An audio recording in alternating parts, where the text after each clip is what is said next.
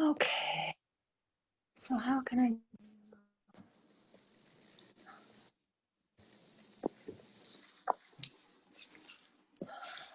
Hey, Karen. Hey, can you see me? I'm trying to pull up the grid, but I'm having problems getting the grid up so I can see everybody. I can see. We can't do Okay. that until the session starts. The gallery view Okay. doesn't work. Hi, Dan. Hi, Lynn. How are you? I'm good. How are you? Good, thanks.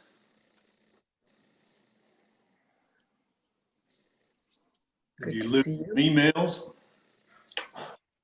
What'd you say? Did you lose some emails?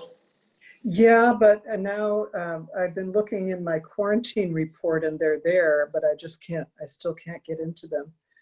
But I'll work that out with Kiko.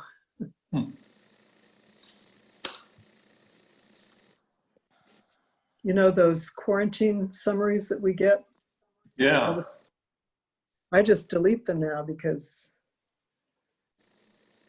I can never get into them. I don't think I've ever seen anything in one, so I tend to just delete them.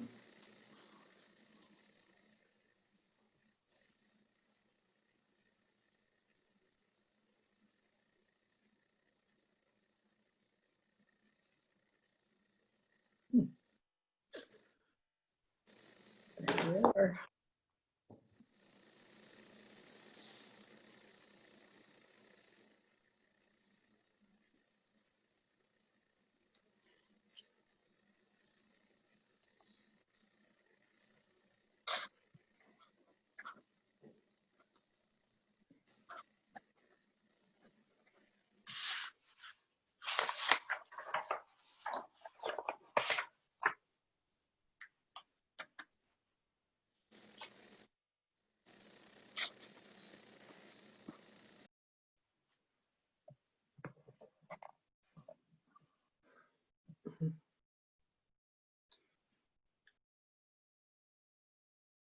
Been riding your bike, Dan?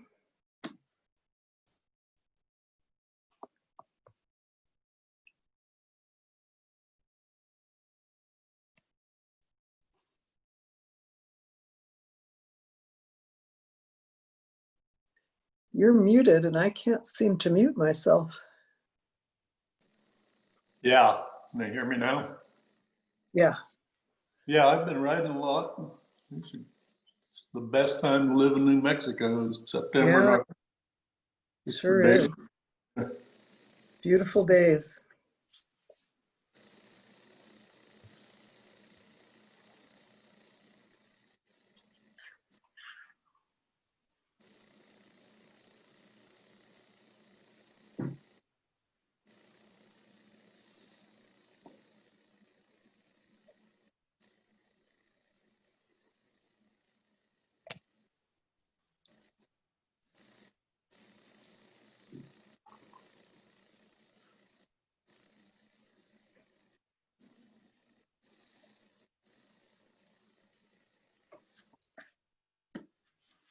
Just a quick reminder to everybody to, if you don't want your batteries to die, to plug in your devices.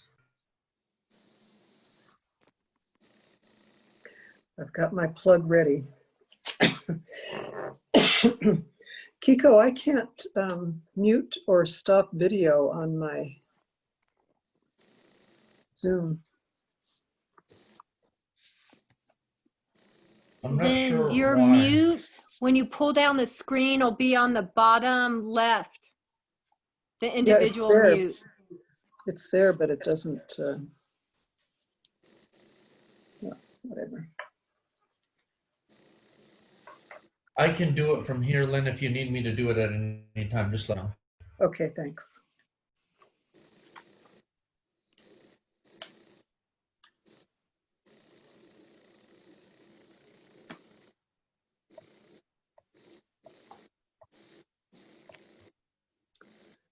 Kiko, I can't switch to gallery view either. Can you do that for me? I am not able to do that, Lynn.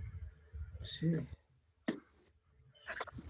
If you need to, you might want to just exit and try to come back in and see if that fixes it. Okay, well, it's 7 o'clock, but I'm going to do that because I need to see the other participants.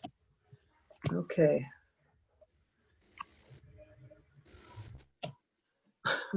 Can't leave either.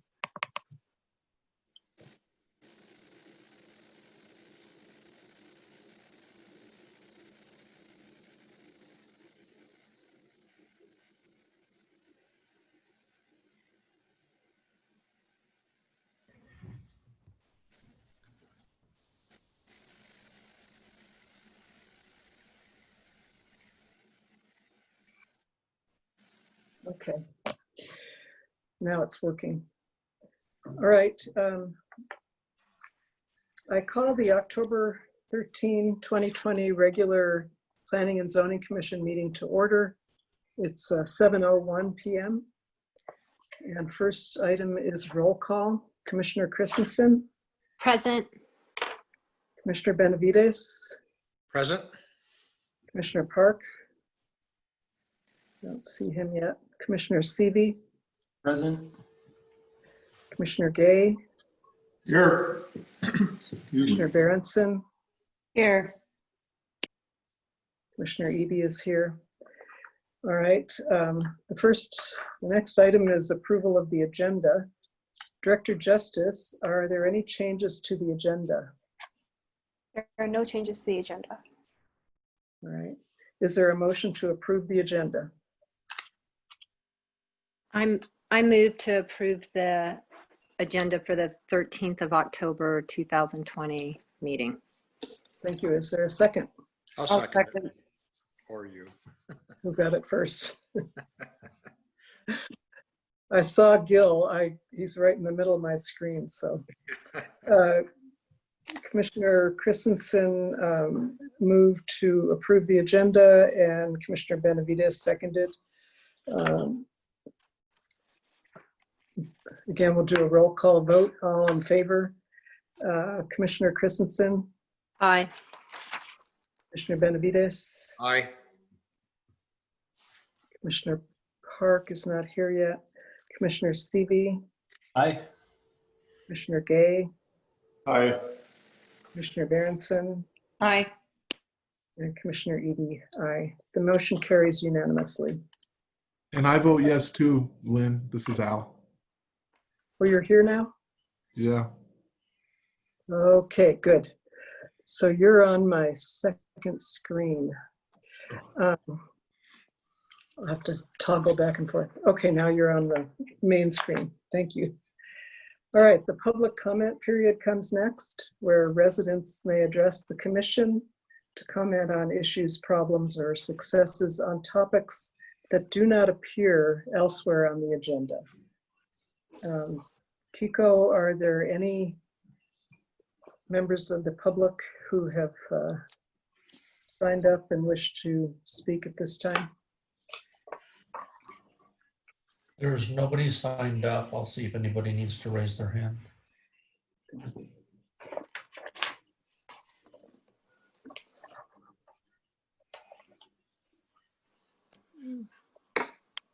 I have no hands raised. All right, thank you. Then we will move on to the consent agenda.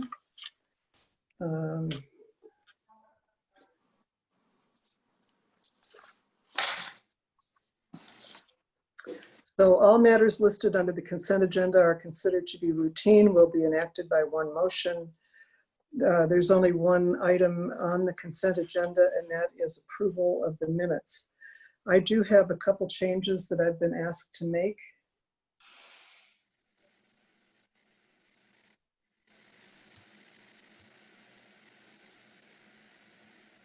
So this is on page 2 of the minutes under the discussion. And it is lines 26, 27, and 28 should be amended to read, Mr. Edward J. Roybal with the Roybal Law Firm appeared for the applicant. And next item, Attorney Nan Winter stated that Mr. Roybal is associated with the Stelzner firm for a project with another client. And the minutes are actually incorrect there because they state that Mr. Roybal is an associate of the Stelzner firm, which he is not. And so does anyone else have any corrections or changes to the minutes? No, ma'am.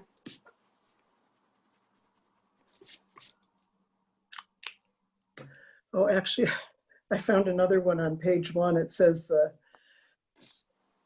commissioners present, acting chairperson Lynn Eby. I'm actually the chairperson, so that should be removed. Not a big deal, but okay.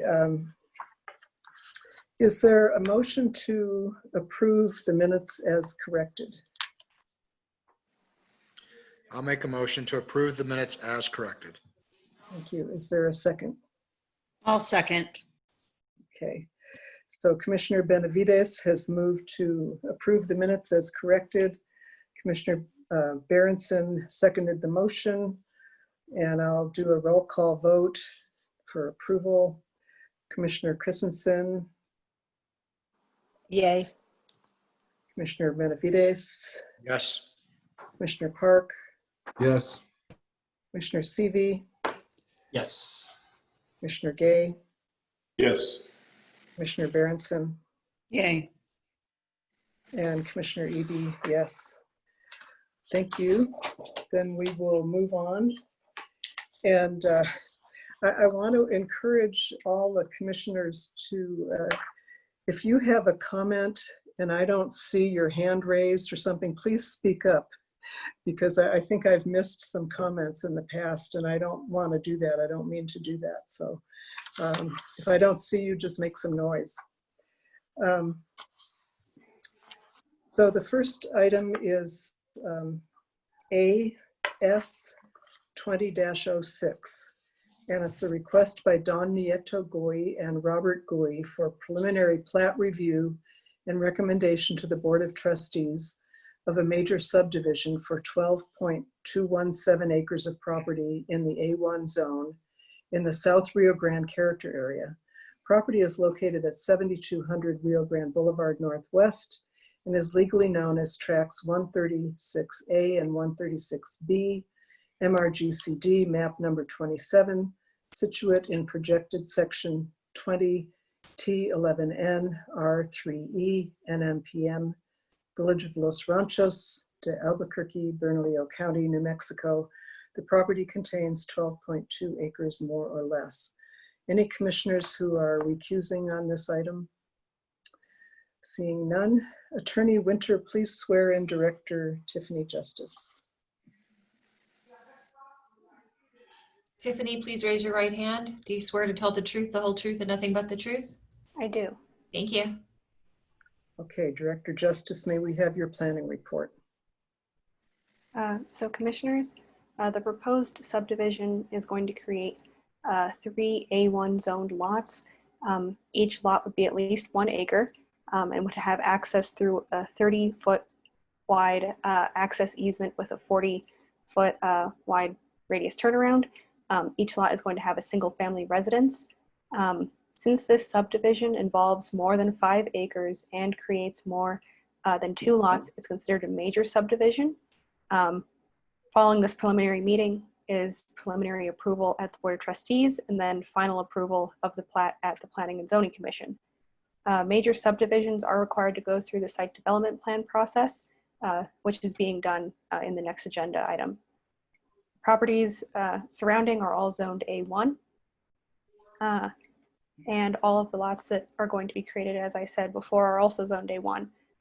So since they are zoned residential, most of these requirements, other than the 1 acre minimum, 1 acre net minimum, such as height, setbacks, the floor area ratio, and permeability, these will all be addressed with the approval of the building permits.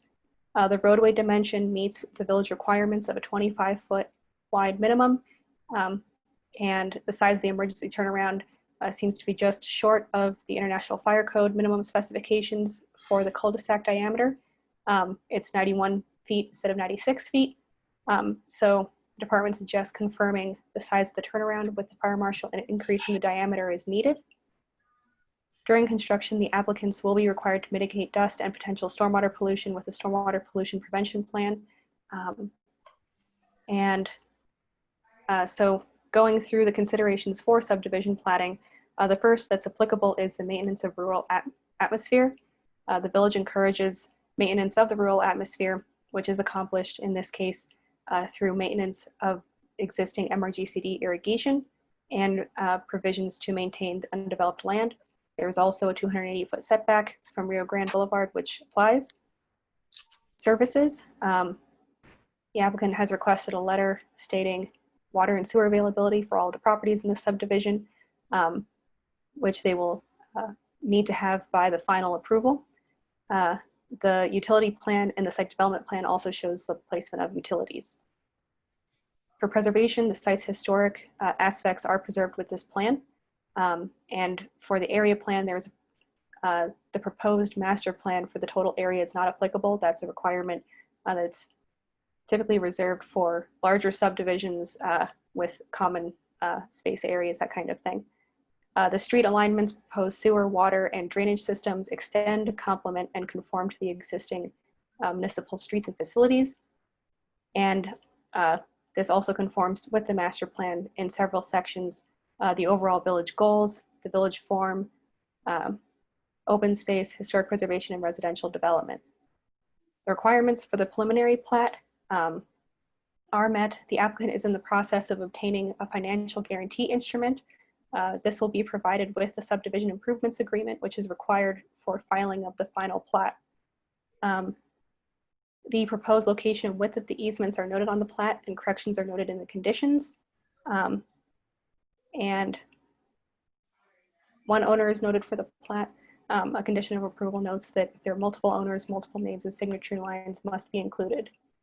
So with that, the department recommends the commission forward to the Board of Trustees a recommendation of approval for a preliminary plat of a major subdivision for 12.217 acres of property in the A1 zone in the South Rio Grande character area with the following conditions and findings.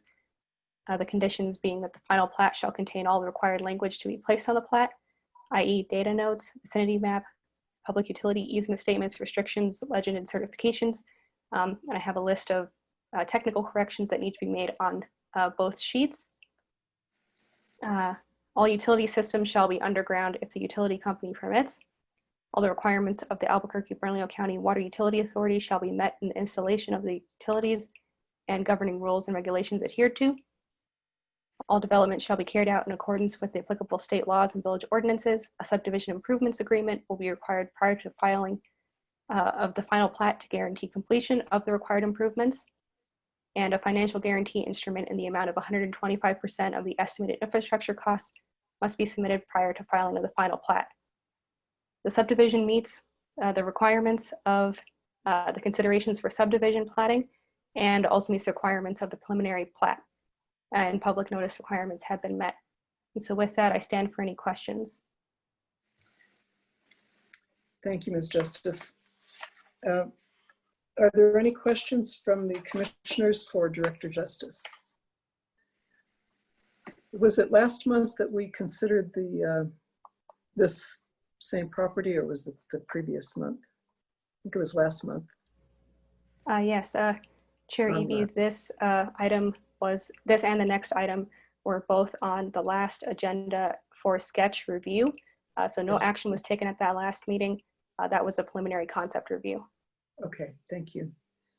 Any other questions? Comments? I think I had a question. You say that the area plan, proposed master plan for the total area are not applicable. And that's, under on the top of page 16, considerations for subdivision platting.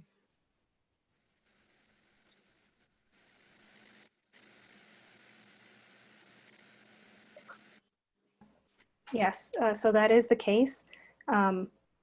So typically when there are, I guess for a larger subdivision involving a lot of common area, such as possibly a park or common open space, multiple streets and cul-de-sacs, if they are not applying for the entire thing at once, we would need to see how this fits into a larger area plan. So for example, if this was only going to cover the first phase of a subdivision plat, we would want to see what the entire thing looks like. In this case, this is not applicable. Okay, thank you. And then at the very top of that page, talking about the emergency turnaround is just short of the IFC minimum specifications, and you suggest confirming the size of the turnaround with the fire marshal. And that's something that the applicant is responsible for doing, is that right? Yes, that is correct. Okay. The standard is 96 feet in diameter. If the fire department sees fit that another dimension would be more applicable, they may recommend something else. Okay, thank you. Any other questions for Ms. Justice? All right, seeing none. Is the applicant present?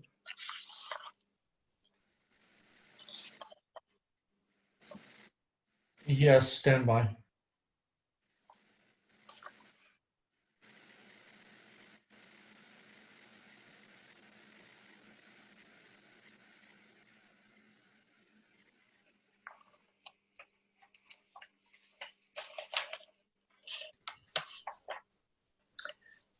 Hello, Ms. Simons. Please state your name and address for the record.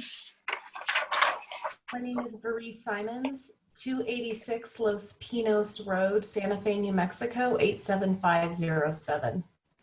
Thank you. And Attorney Winter, please swear in Ms. Simons. Ms. Simons, if you could please raise your right hand. Do you swear to tell the truth, the whole truth, and nothing but the truth? I do. Thank you. Go ahead. Speak about your application. We are hoping to create a family compound here of total of 3 lots. The main lot is, I'm trying to think, it's about around 10 acres, and the other 2 are about over 1 acre in order to comply with the area restrictions that we need with the access easement areas. And our intent is to comply with the development code and maintain the feel of this area. As well, I just wanted to note that we are not aware of any deed restrictions that keep us from developing this into a quote unquote major subdivision. I think there's been, it's somewhat of a misnomer to the public. I think there's a lot of fear based on that language, but our intent is to have, to remodel 1 house and then to add 2 more houses, for the children to live on. So it's a family compound. And that's everything. Okay, thank you. Those of us who were here last month have heard a lot of this before, but are there any questions for the applicant from any of the commissioners? Yes, I have one. Commissioner Benavides. So it's not an issue. I doubt that it's an issue, but I'm more curious that the larger lot seems to wrap around the two smaller lots. And there's a small parcel behind it and it's all connected, right? But what was the thinking there? So the thinking was actually to plant an orchard on that far east lot, the smaller lot, where it wraps around, Yeah. to provide a buffer for to the neighboring community, the neighboring homes, as well as to provide a space to store farming equipment like small tractors and things of that sort. Okay. So you think you'll, yeah, never mind. I think it's pretty obvious. You have some agricultural things laid out on one of your plans, and that's where you're going with that. I get it. Thank you. Correct. Yes, and they hope to put a pole barn there for the storage, in addition to the orchard. Okay. Thank you. Yes. Any other questions? I just have one, and that is, I'm sure you've read the conditions that are suggested by our planning director. In the event that we do move to approve this and send it on with a recommendation to the Board of Trustees, are you okay with all of these conditions? Yes, I am. Okay. All right. Thank you, Ms. Simons. Is there anyone present who would like to speak in favor of this application, in favor of the application? Yes, stand by.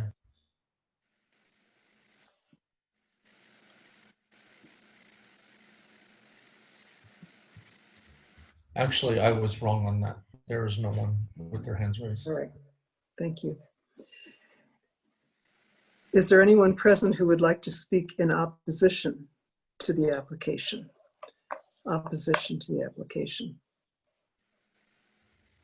Yes, John Edward has signed up to speak in opposition, and I will allow him in now. Thank you.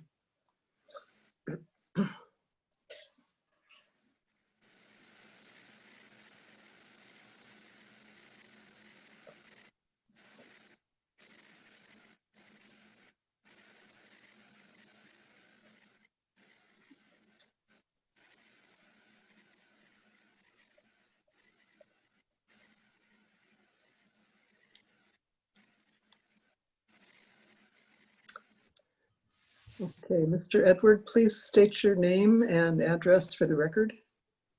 John Edward, 16 Applewood Lane, Los Ranchos, 87107. Thank you. And Attorney Winter, please swear in Mr. Edward. Mr. Edward, please raise your right hand. Do you swear to tell the truth, the whole truth, and nothing but the truth? Yes. Thank you. Go ahead, Mr. Edward. I don't know if I'm definitively against the project or for the project. I guess for me it was a matter of getting questions and clarifications and making sure that, you know, the title of family compound isn't the camel's nose that gets under the tent and we wake up 7 years from now and the front acreage is being turned into a lot of brand new lots. I love the type of plan that I see. I see the agricultural. We have an orchard. When I hear the term orchard, I hope they're going to be a responsible orchard owner and not create a pest problem for people like myself who actually try and grow crops and earn an income from them. But my concerns are that not from a design standpoint. I think the design is kind of cool and innovative, and we have a family compound ourselves. We actually decreased our density when we did ours, as opposed to increasing density. And my concern is that in the village and being on the agricultural committee, we are losing our agricultural identity, which is what we claim to have. And I was just wanting to make sure that this project was going to maintain that integrity moving forward. And 7 years from now, when none of you guys are on this committee or board, there's not a new application for 3 more lots.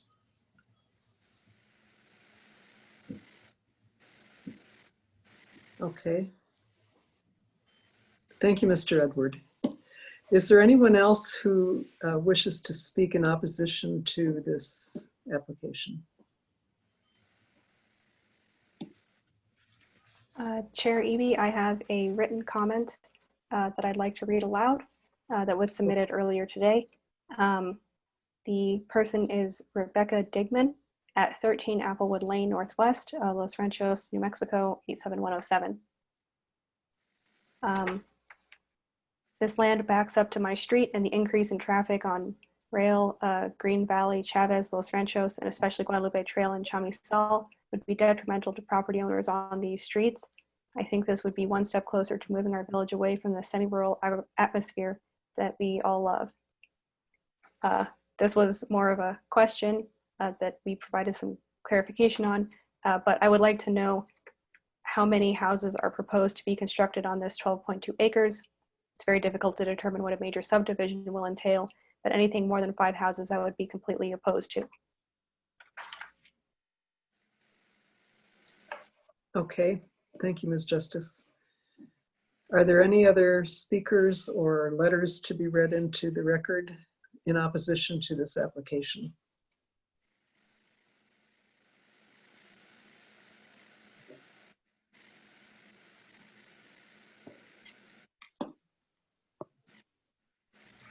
There's nobody with any hands raised. Okay, thank you.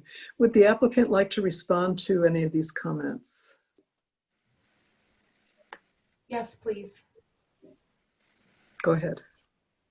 In response to Mr. Edwards' comments, I just wanted to further explain the intent of the orchard area. My clients, they're not farmers as far as their main source of income. They plan on putting in smaller orchard trees that are more manageable. They're very aware of the work that entails in keeping up with them. So the intent is to have a few trees that they could use for their personal enjoyment and food, as well as to provide a buffer, as I mentioned previously. And the intent, and from what we understand, we are complying with all of the zoning regulations. And also our clients are really, you know, the reason why they purchased this property is that they love the feel, the agricultural feel and historical sort of sentiment of this area. And they're planning on continuing to use the largest part of the acreage for flood irrigation and farming, as you can see on the plans. And that's it. Okay. Thank you, Ms. Simons. And I think the written comment about number of houses has been resolved because it's only 2 additional houses. Are there any comments from the commissioners? Comments or questions? Commissioner Park, I saw your hand go like this, but I don't think it's actually raised. Commissioner Benavides. Yeah, so in the plans, I did see a sketch that shows a pretty large vineyard. So larger than what somebody would have for their own personal use. Would you mind clarifying that then? To my best ability, I will try. The owners are planning on contracting with a local farmer to utilize their property for growing grapes. So that's why that area is larger than expected, dedicated to a vineyard. And one more question. So I have, just because I walk the ditches, I've walked by the backside of that property, and there's a huge depression that you can see that looks like it was made for a pond. What are the plans for that? That's a great question. Our plan is to actually plant it with wildflowers, and we're hoping to plant a Navajo willow in the center of that depression. So we will be filling that in order to, there's a beautiful Navajo willow that's on the neighboring property. And so we're wanting to continue with that landscape language with a specimen willow to be planted in that area. And it's a central focus point. As you notice in the site plan, you can see the kind of arched wall of the two new homes. And so they're really focusing on that beautiful landscape. So, And they hope it to be a riparian landscape, which attracts all the flora and fauna that riparian landscapes. will it be a pond? Or? No. Okay. No pond. Okay. Any other comments or questions from the commissioners?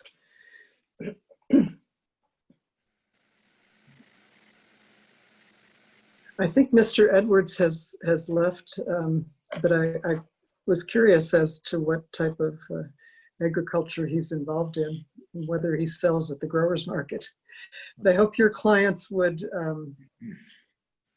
be in contact with neighbors about concerns like that, about others who are using their land for agriculture and potential conflicts. Any other comments? All right, the floor is now closed for comments. Is there a motion? And this would be. Knowing the difference. I'm sorry. I'm really good at the second. I'm very bad at the first. Who is that speaking? Commissioner, John Edward raised his hand. I think he wanted to comment on what you were saying. Okay. Thank you. Mr. Edward, are you there? I'm bringing him in now. Okay. I'm sorry, we couldn't quite make out what you were saying earlier, Mr. Edward. That wasn't me. That was somebody else. But your comment about one of the things that I applaud, anybody that they're doing here, it looks like they're doing great looking work. I saw the sign of the contractor. I know the contractor, very fine fellow, great wife. And I'm sure they're trying to do things right, but sometimes the best of intentions can lead to some unintended consequences. And for me, I have an orchard that we actually do, it's been here since 1947. And we've been agriculturally growing that, trying to go to a more of an organic format. And the difficulty in doing that is if people don't take care of the things that they have, they create agricultural problems for people who do try and do that. And that was what I was trying to imply. A lot of people don't realize that, but every tree that is not well attended to is a breeding ground for pests that then try and make other people who are doing things on a for-profit basis almost impossible. Understood. So I hope you will be have some open communications with these neighbors and Sure.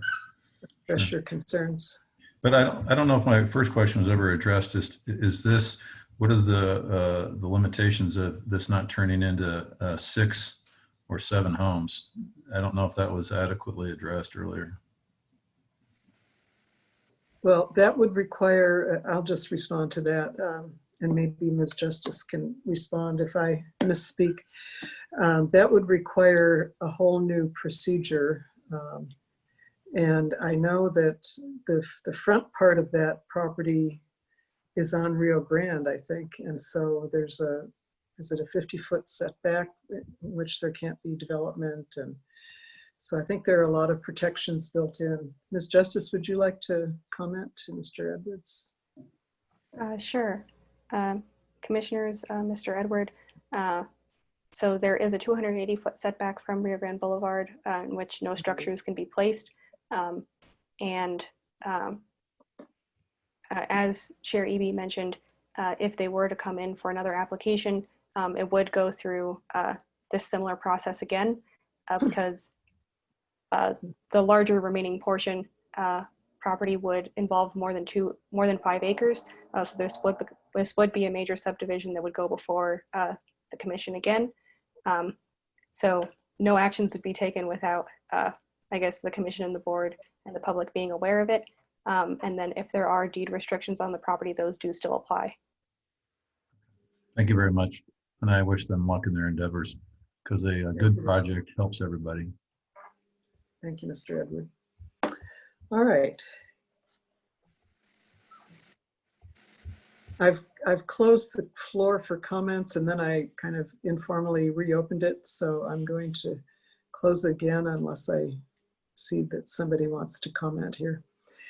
And do we have a motion? And the motion would be to approve or disapprove sending a motion to send a recommendation to the Board of Trustees for either approval or disapproval. Yes, Commissioner Gay. I make a motion to approve to send the preliminary plat review to the Board of Trustees with the conditions as Director Justice wrote them. Thank you, Commissioner Gay. Is there a second? I'll second it. Thank you, Commissioner Christensen. So the motion has been made and seconded, made by Commissioner Gay and seconded by Commissioner Christensen to forward this to the Board of Trustees with a recommendation for approval with the conditions stated. All in favor, and I'll do this by a roll call vote. Can't we have a discussion first? Well, I thought we, yeah, I think we should. Let's. I mean, I thought we were just. I'm hearing sorry, yes. presentation from I'm those sorry. I missed that line in my script here. Let's have a full discussion among the commissioners before we take the vote. Commissioner Park. I just had, Madam Chair, I agree with Mr. Edward that that a good project is something that is valuable for the entire community. But I wouldn't mind hearing, and maybe it's closed now, but from the applicant, maybe in the next time, whether or not there are any plans on further subdivision in the future. And if there are not, I guess I'd ask Planner Justice whether or not in the list of conditions, we could put in a condition that it could not be further subdivided for a certain period of time. If it truly is a family compound that accomplishes all of their goals, and there shouldn't be a problem, but I don't know if we can do it, but I guess I'll ask the planner on that. And if the applicant would like to weigh in on it, I'd be happy to hear from them, but I think it's a valid issue. Let's hear from Ms. Justice first. Can you respond to Commissioner Park? Yes, so Commissioner Park, commissioners, that is, so the commission can place conditions on any application, including this one, for, in this case, it would be for development. I would be hesitant to do so just because the agent is here rather than the property owners. So this would not necessarily be done with their consent in this case. And I guess there can be reasons for subdivision that don't necessarily involve development. If they needed to, I guess, divide the land in certain ways for still agricultural purposes, but possibly for tax reasons, this would hinder them from doing so. I guess, I believe you can have a condition. I don't know if that would be infringing on property owner rights. So that may be a question for the attorney.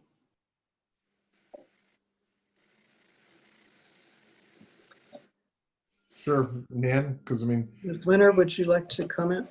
to a certain extent, all of our ordinances are infringements upon property owners' rights. So what limitation or condition were you seeking to add to this? I was just contemplating a limitation, or actually a condition, that the other 5 acres could not be subdivided for a certain period of time. Mr. Edward brought up the point about whether this is the camel nose under the tent. I think that's a fair point. You know, I think the response has been that that's not what they're doing. So then why would they care? I understand the tax implications.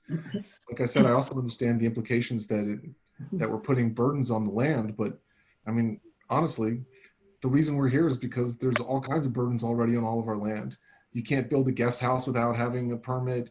You can't do all kinds of things. I mean, if we didn't have any limitations on the land, on our property, we wouldn't have a planning and zoning commission. So, so that's my question. So as a practical matter, wouldn't they have to come in to further subdivide anyway? Yeah, but I mean, they would have to make application to break up that piece of property again, right? right, but the condition would prohibit them from doing, because there's nothing to stop them from doing it next year. You know, they build these homes and then they do it, and there's nothing to stop them from doing it in 18 months or 2 years. It would be it would just be for a time limited period, but I don't know what that time would be. I'm just curious what people think about it. I mean, and I'd be curious what the agent thinks about it. And if the agent doesn't feel comfortable responding about it, I'd be happy to wait until the owners could come back and talk to us.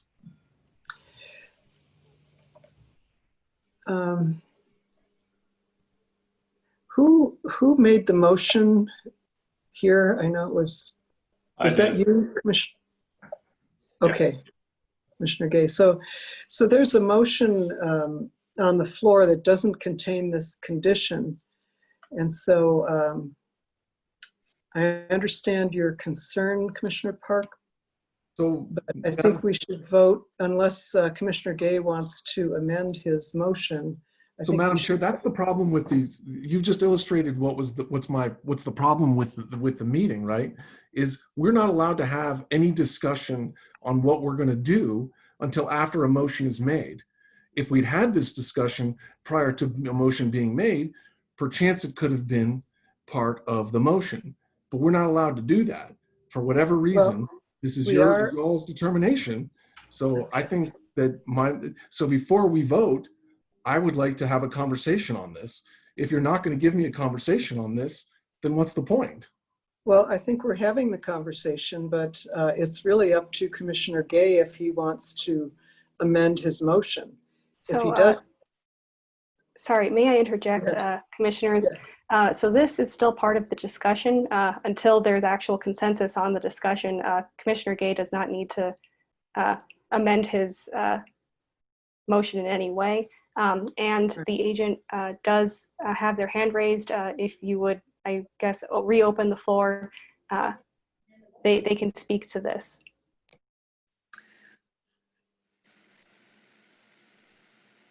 Okay, let's have some more discussion before we go to the applicant. Go ahead, Mr. Commissioner Benavides. So yeah, I'd like to contribute to that discussion that Al kicked off. So yes, we are property owners, and there are restrictions placed upon us about things we can and cannot do. But there are those restrictions are spelled out in the ordinances. And so when I heard the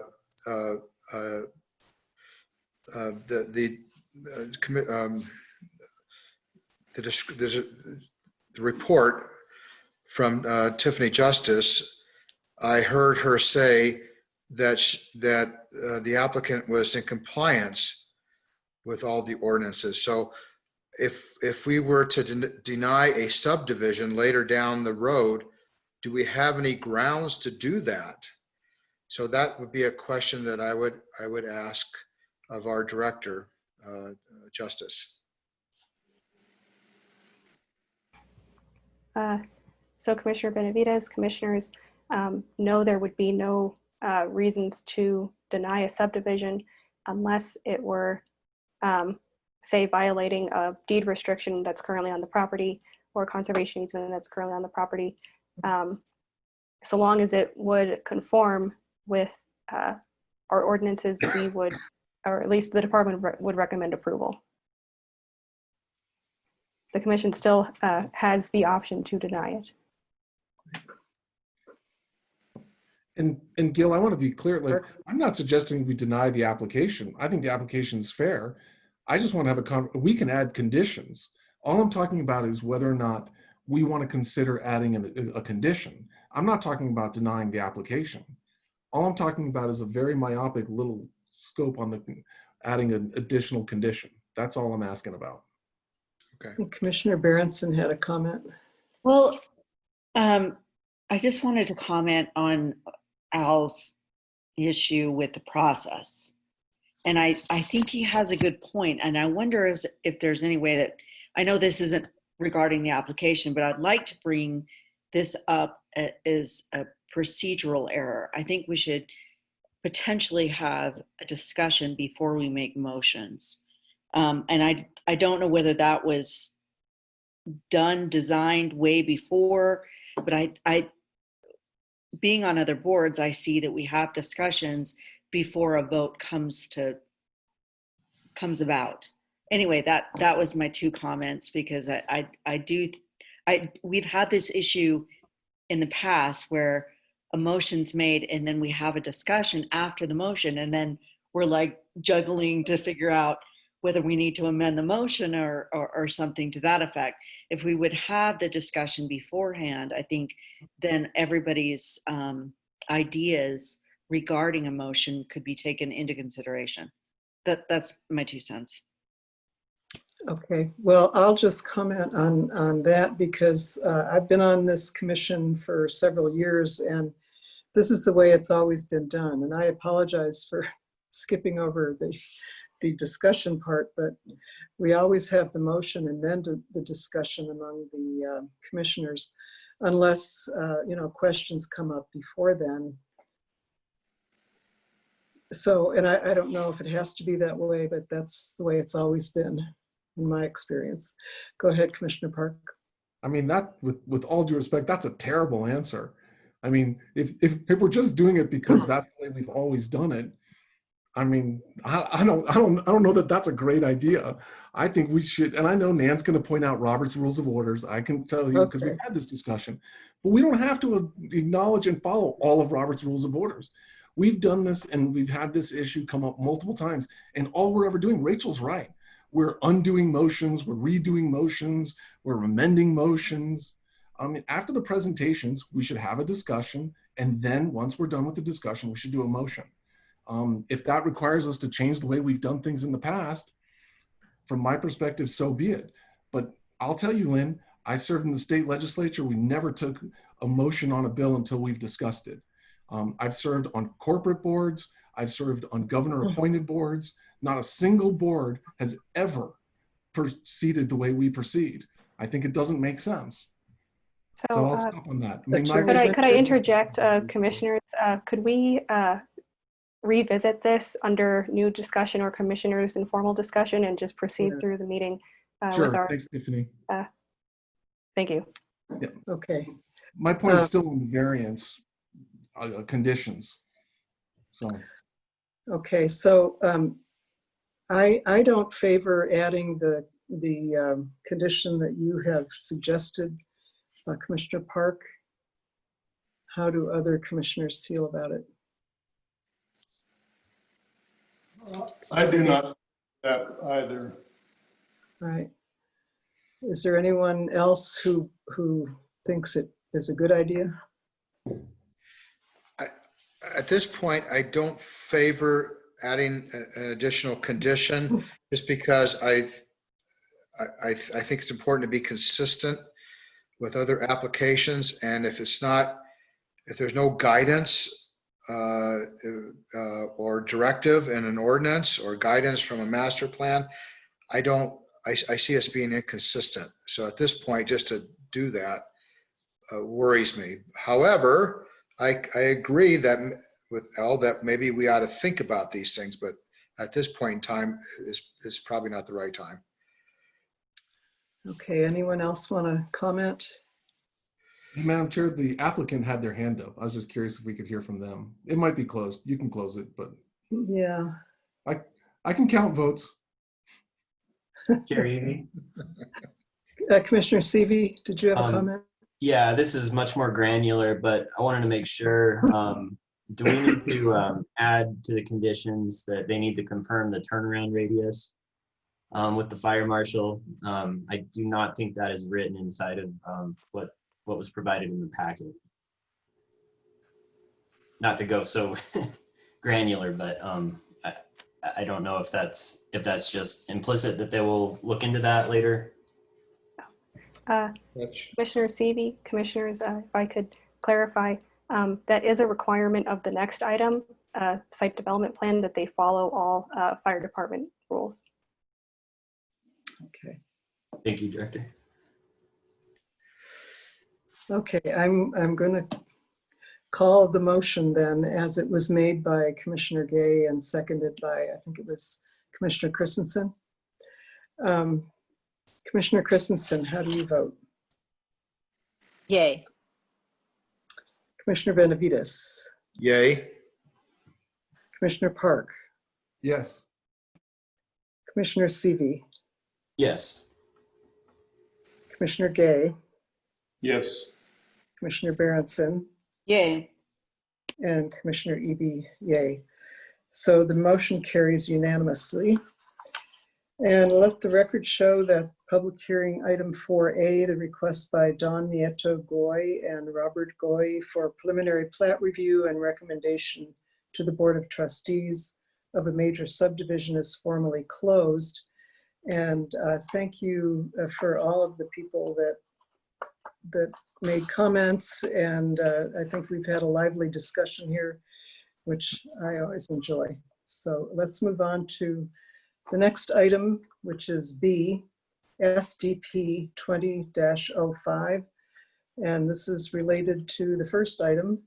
It's a request by Don Nieto Goy and Robert Goy for preliminary review and recommendation to the Board of Trustees of a residential site development plan for a development in the A1 zone in the South Rio Grande character area. The property, excuse me, is located at 7200 Rio Grande Boulevard Northwest, is legally known as Tracts 136A and 136B MRGCD, map number 27, situate in projected section 20 T11N R3E NMPM, Village of Los Ranchos de Albuquerque, Bernalillo County, New Mexico. The property contains 12.2 acres, more or less. Are there any commissioners who will recuse themselves from this item? I'm assuming none. All right, Director Justice, may we have your report on this item? Commissioners, so this is a site development plan that's tied to the last item, the subdivision. So again, this is going to create 3 A1 zone lots with single family residences on each. With recommendation from the commission, this final site development plan would go before the Board of Trustees.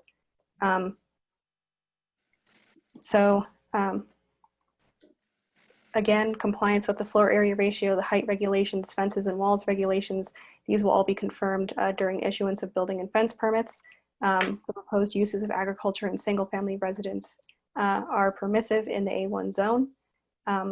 For requirements of the site development plan, the existing conditions of the site are shown and the requirements for the site plan are included. No signage is proposed, and any future signs will be required to conform with the sign ordinance. Outdoor lighting is noted on as path and accent lighting. These lights must be shielded, and future outdoor lighting must also comply with our dark skies ordinance. Mailboxes are located on Rio Grande Boulevard, which are accessible to the USPS. And the proposed use, elevation, and height from final grade are included in the packet.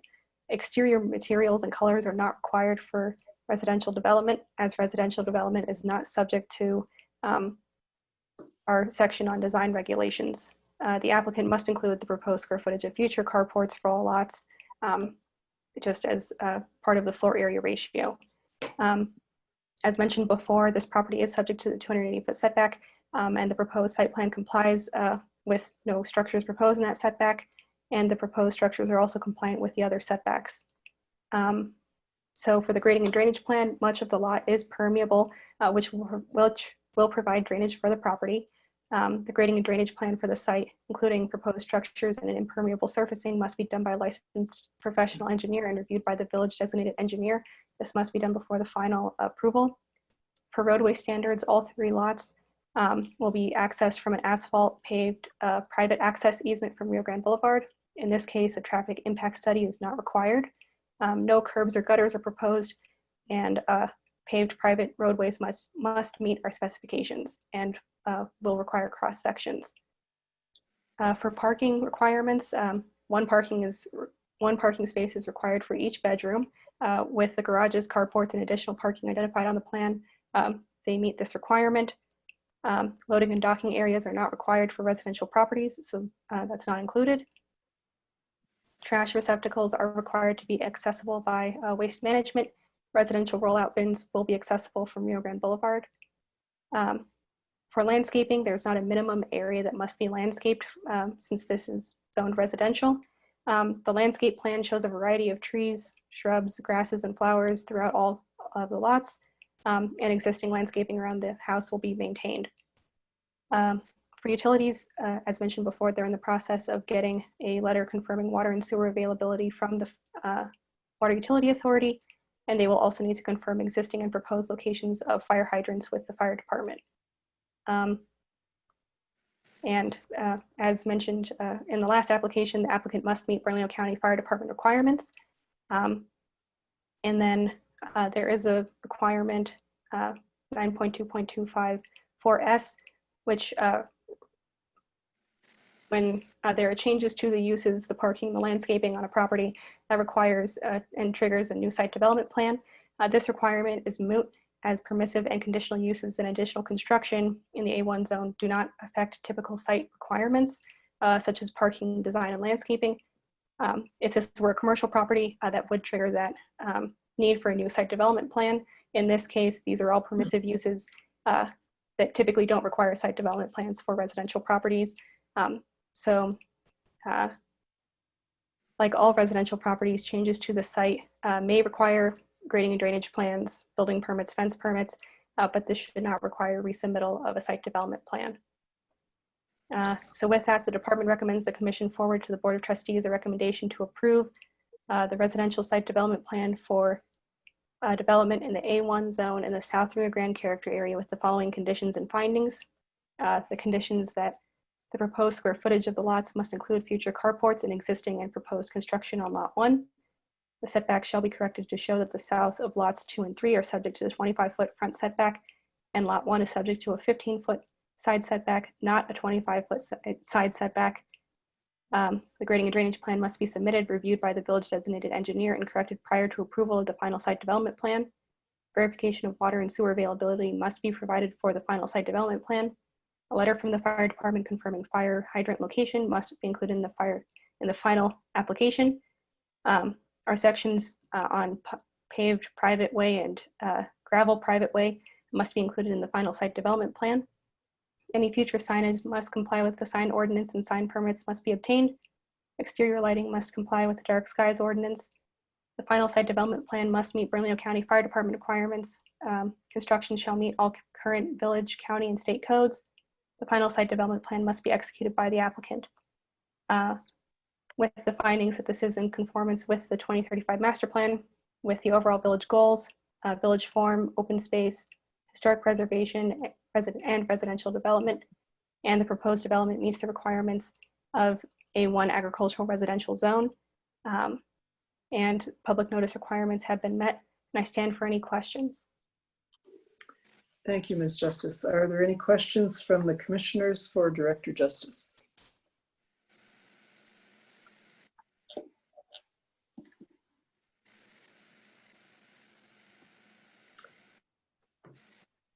Seeing none, hearing none.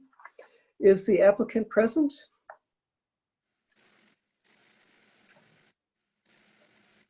Yes, stand by.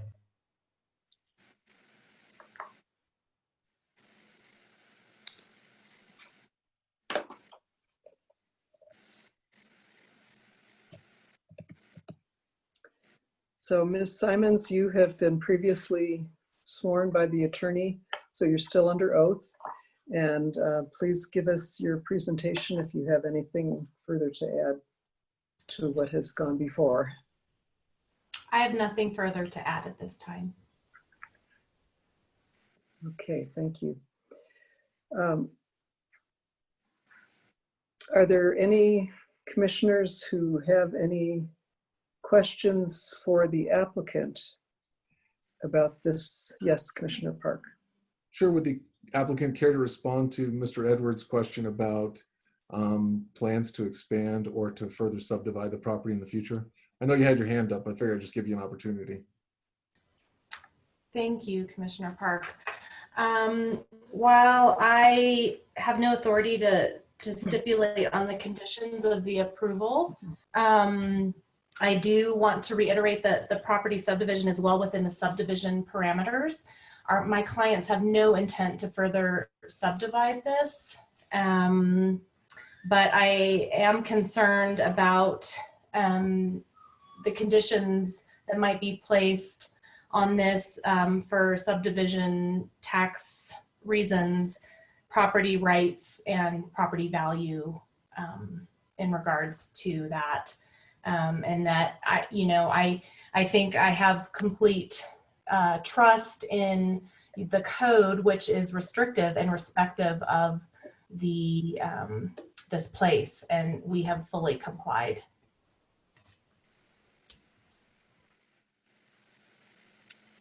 Thank you, Ms. Simon. Any other questions or comments directed to the applicant? All right. Is there anyone present who would like to speak? I have a question. I'm sorry. Oh, sorry. Thank you for speaking up, Commissioner Benavides. I wasn't too quick with the unmute button. So I'm looking at some of the drawings here, and I'm having a little trouble with terminology. Let's see, the site development plan, G-001, which is page, oh gosh, let's see, 53 out of 120. Okay. So we have words like lots, and we have words like parcels, right? And sometimes you talk about the parcels, and I don't quite understand where you're going with that. And then in particular, there's erosion control notes, and there's some diagonals that says parcel 2, and there's a 70-foot wide, maybe. Can you tell me what's going on there?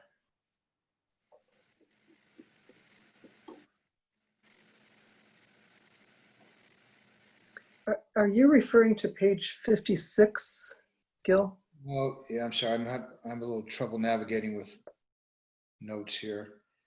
So I am referring to, it's 54 on one side, and that's 55 of 120 in the red page numbers, right? Okay. I think I know what you're referring to, the site plan. Yes, the site plans. Correct. A lot of that nomenclature, which is confusing, I took that from the plat, from the engineer's language on how it was defined at that time. And if it's confusing, I am happy to remove it. It's just descriptive legal language that I left on there. But the language that I'm mostly trying to convey are the lots, which you can see that are on the east. That's of concern and what my intent is to describe. Okay, and then on the following page, what is that 70-foot width for parcel 2? Do you have any idea? Is that just left over from some older drawings? You know, I'm not seeing that. Is that the grading and drainage plan? Yeah, it's erosion control. Yeah. It's erosion control notes. Let me see the Okay. drawing. Grading and drainage plan. Yes, that's the name of the drawing. Yes. You know, I need to research that and get back to you. I'm unable to answer that right now. Okay. Is that of concern to any of the other commissioners? I don't know. We can discuss it later.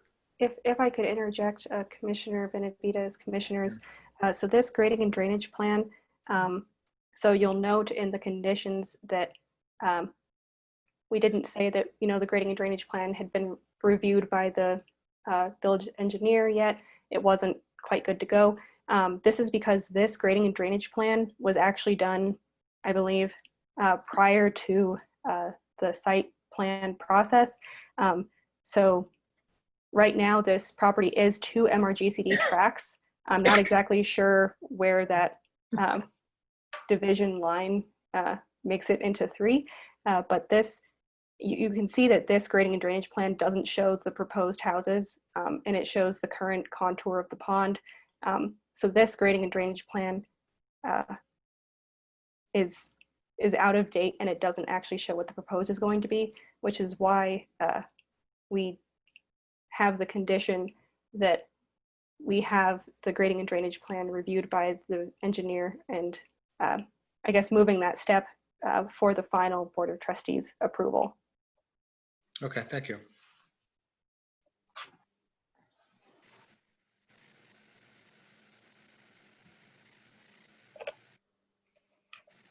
Any other questions of the applicant? Comments? Okay, is there anyone present who would like to speak in favor of the application?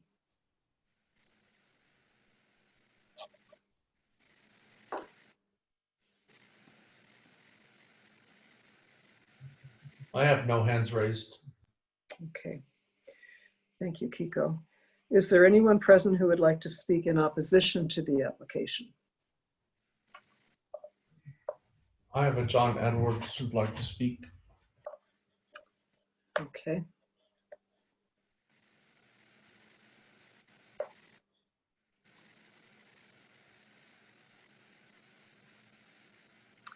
Mr. Edward, you are still under oath from your previous remarks, and so go ahead and unmute yourself and we'll listen to your statement. Thank you very much. So I heard aspects relating to sizing of various utilities and things like that. Are those utilities sized only for 3 homes, or are they sized for the volume that would be created by maybe 6 or 7 homes?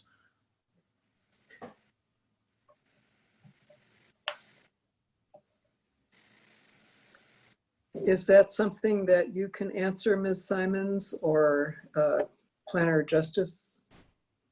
Yes, I can answer. It is sized, all the utilities are sized for 3 homes only. And that includes fire, water pressure. Correct.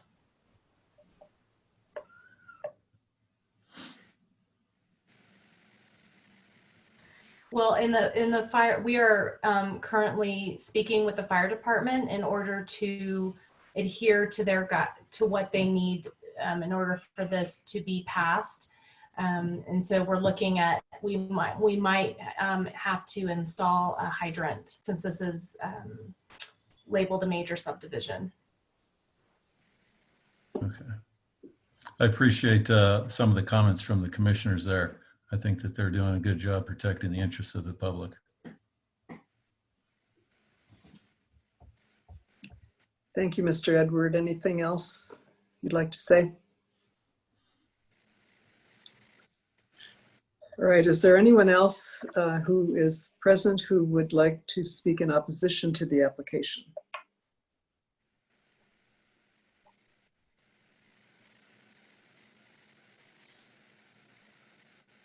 I have no other hands raised. All right. For consistency's sake, commissioners, I will read out the comment that I received again in writing. They mentioned that this comment was for both applications. This is from Rebecca Digman at 13 Applewood Lane Northwest. This land backs up to my street, and the increase in traffic on rail Green Valley, Chavez, Los Ranchos, and especially Guadalupe Trail and Chamisal would be detrimental to property owners on these streets. I think this would be one step closer to moving our village away from the semi-rural atmosphere that we all love.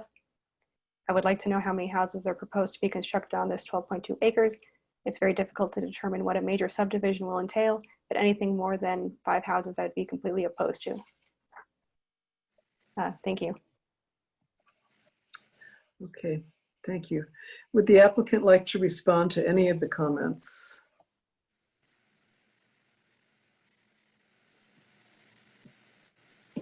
Nothing further. Okay. Any further comments from the commissioners?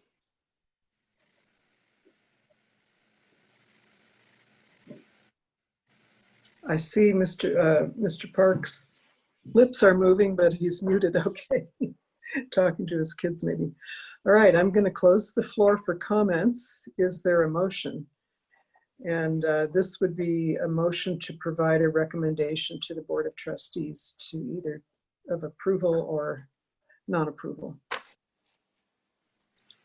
Chairwoman Eby, I make a motion to approve and forward to the Board of Trustees the residential site development plan with the conditions and findings as written by Director. I'd get to the bottom of it. As noted. All right. And is there a second? I'll second that. Let's do this. All right, now, Commissioner Gay has moved to forward a recommendation of approval, and Commissioner Benavides has seconded the motion. Is there any discussion?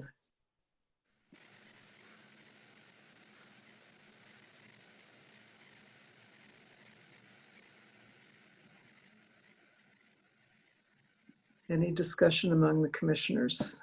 I don't see any hands. All right, then I'm going to call for the vote, and it will be a roll call vote. Commissioner Christensen. Yes. Commissioner Benavides. Yes. Commissioner Park.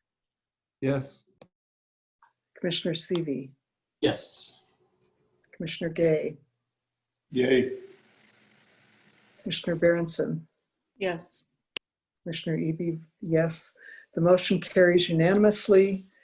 Let the record show that public hearing item 4B, request by Don Nieto Goy and Robert Goy for a preliminary review and recommendation to the Board of Trustees of a residential site development plan, is formally closed.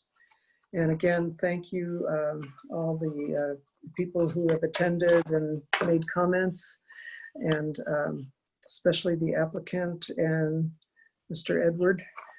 And we'll now move on to the next hearing, which is C,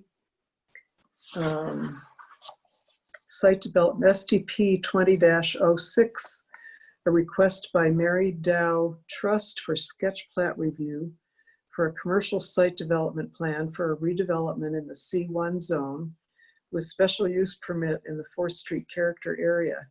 Property is located at 7120 4th Street Northwest, is legally known as Lot 1, lands of Mary L. Dow, being a replat of tracts 165B1-A and 165B2A-1. MRGCD map 27 within the Elena Gallegos grant, projected section 21, T11N R3E NMPM, Village of Los Ranchos de Albuquerque, Bernalillo County, New Mexico, as filed in the office of the Bernalillo County Clerk on October 6, 2011. Property contains 0.6283 acres more or less. There's no action by the Commission on the sketch plat review. This is an opportunity to give general information and guidance for the proposal. The Commission should advise the applicant in the following manner. If the proposal has merit, if the configuration would be acceptable, and if the commission sees difficulty in site development conforming to the master plan and the zone code requirements. Are there any commissioners who will recuse on this hearing? Okay, seeing none. Director Justice, may we have your planning report, please? Chair, Commissioners, so this site development plan is for a project that is a new manufacturing shop that's currently on a developed property. There's 2 existing buildings, one of which is a house, and one that's home to the business that would use the new building. The surrounding area is primarily C1. There's a small section of the property that abuts an R3 zone property that's in the bottom southeast corner of it. The ingress and egress will be from 2 entrances on 4th Street. No ingress or egress exists or is proposed along Railroad. With compliance for the C1 zone, the proposed uses do comply with those allowed. The current proposal shows the buildings mostly compliant with the setbacks from commercially and residentially zoned properties. However, the southeast corner, since it does abut a residentially zoned property, that building must be 15 feet away from that south property line and have a landscape buffer in that corner, as that area would be too narrow for parking. The department suggests extending that landscaping to the parking to help meet the landscaping requirements. The application complies with the required number of parking spaces with 17. No ADA accessible parking spaces are noted, so that will need to be corrected in the preliminary plan, and 1 is required. The dimensions will also need to be noted in the preliminary and final plans. And so the main point of discussion today is the design regulations. It's easier for retail or service establishments to meet these design regulations. As this building is for manufacturing, much of the criteria for location of the building and the facade are not met. However, the style of the exterior does meet our design regulations. For this, there's 2 design regulation sections that apply in this case. One is in the C1 zone, and then one is a separate standalone section. For the C1 zone design regulations, there are 4 criteria.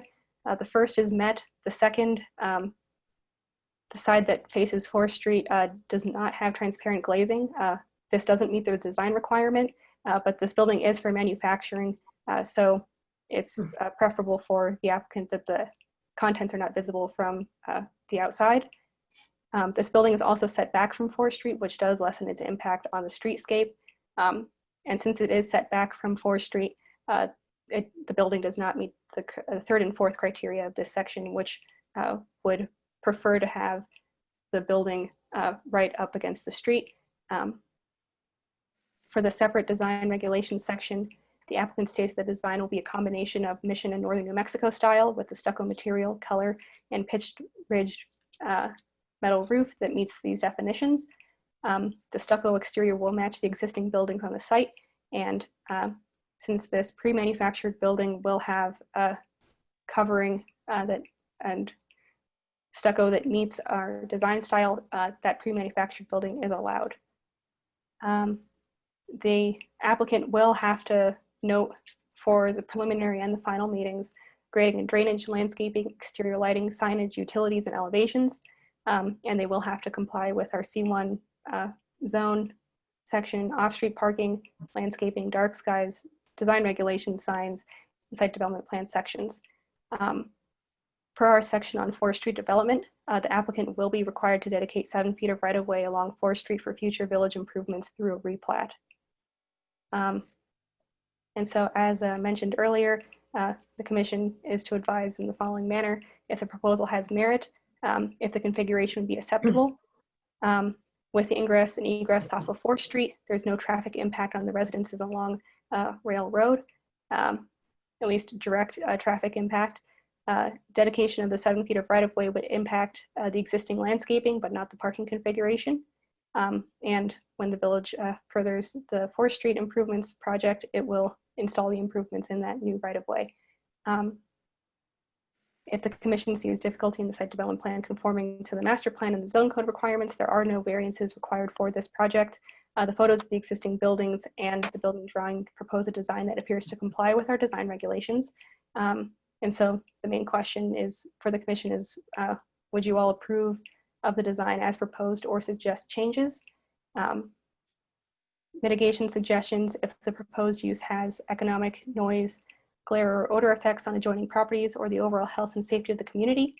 So depending on the type of manufacturing, the building could create noise or odor effects on the adjoining properties. We do allow light manufacturing in the C1 zone. So if it were to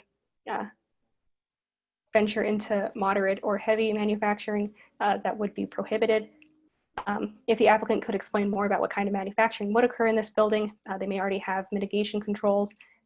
Landscaping between the properties could help to buffer sound, and there's also currently a solid wall. The application for the sketch plat review is complete with all the required documents, and I stand for questions. Do any commissioners have questions for Ms. Justice? This is Karen Christensen. Tiffany, and this is just clarification. I've been looking at number 4 because I do have a concern. They're manufacturing, they're doing cabinets, there could be odor. So we could require when they develop, if we approve this, the design and the proposed changes, that they bring this to the next meeting of what mitigation they would do around this. Like you said, they already have a plan in place, but we could require that they bring that to the next process regarding that. Because I think this is important to make certain that if there's noise, the hours of operation, the pollution, and just the noise and the smell. So Commissioner Christensen, commissioners, that is something that the applicant can elaborate on later tonight, and that is something that we can require of the applicant to be included in the preliminary plan, either a written statement or photos, diagrams, if they're applicable. Thank you. Any other questions for Director Justice? Yes. Commissioner Benavides.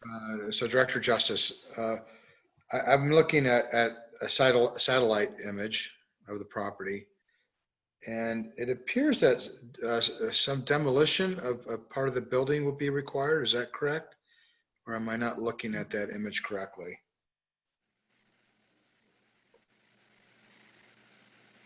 And maybe it's asphalt. Maybe that's what I'm looking at.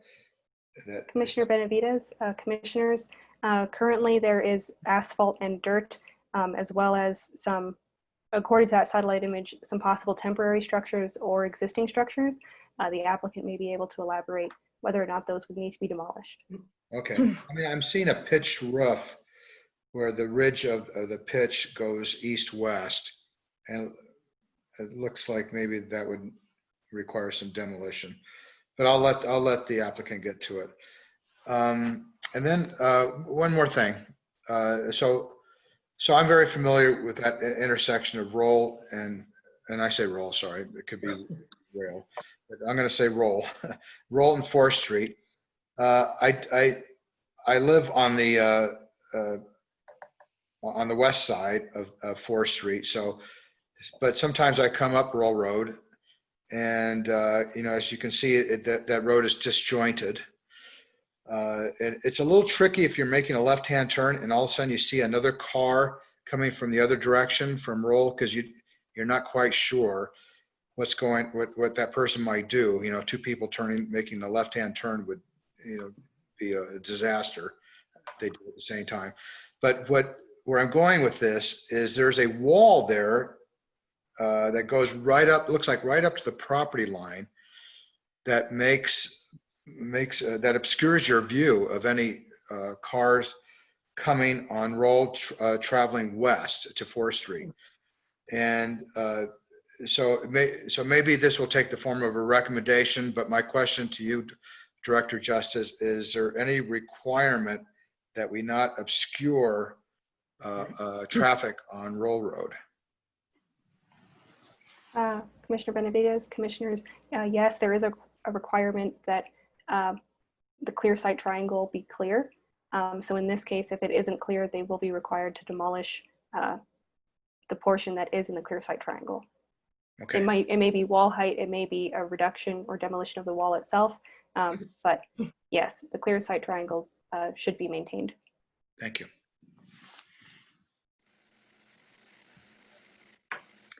Any other questions for Director Justice?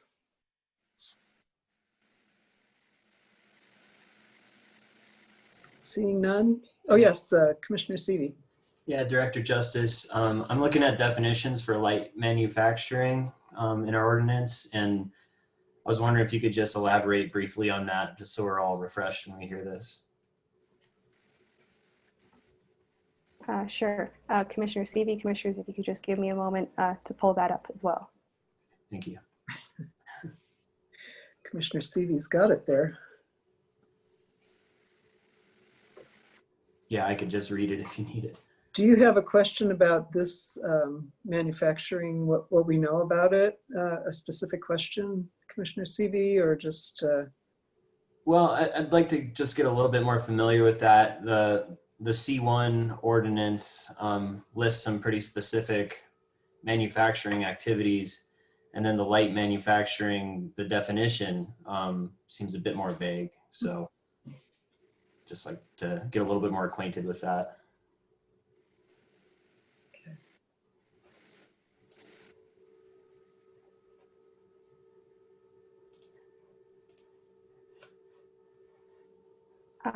So Commissioner Seavey, Commissioners, so the C1 examples in light manufacturing are examples that kind of, I guess they're more specific than what is in the definition of light manufacturing. The definition of light manufacturing describes more of the process itself, and the C1 zone light manufacturing, such as pottery, jewelry, that's just more examples to, I guess, clarify things. There's also a special use permit for this property for cabinet, sorry, not cabinet, but there is a special use permit for this business. Thank you, Director Justice. That clears it up for me at least. Thank you. Why is there a special use permit? Why was that necessary? Do we know?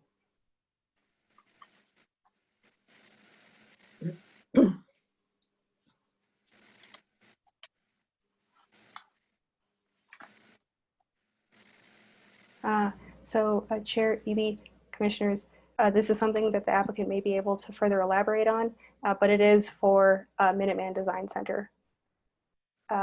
And this special use permit is specifically for their operation.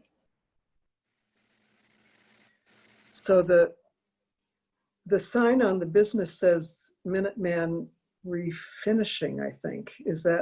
Are you saying that's separate from the design center? Or is that one and the same? Maybe we need to ask the applicant.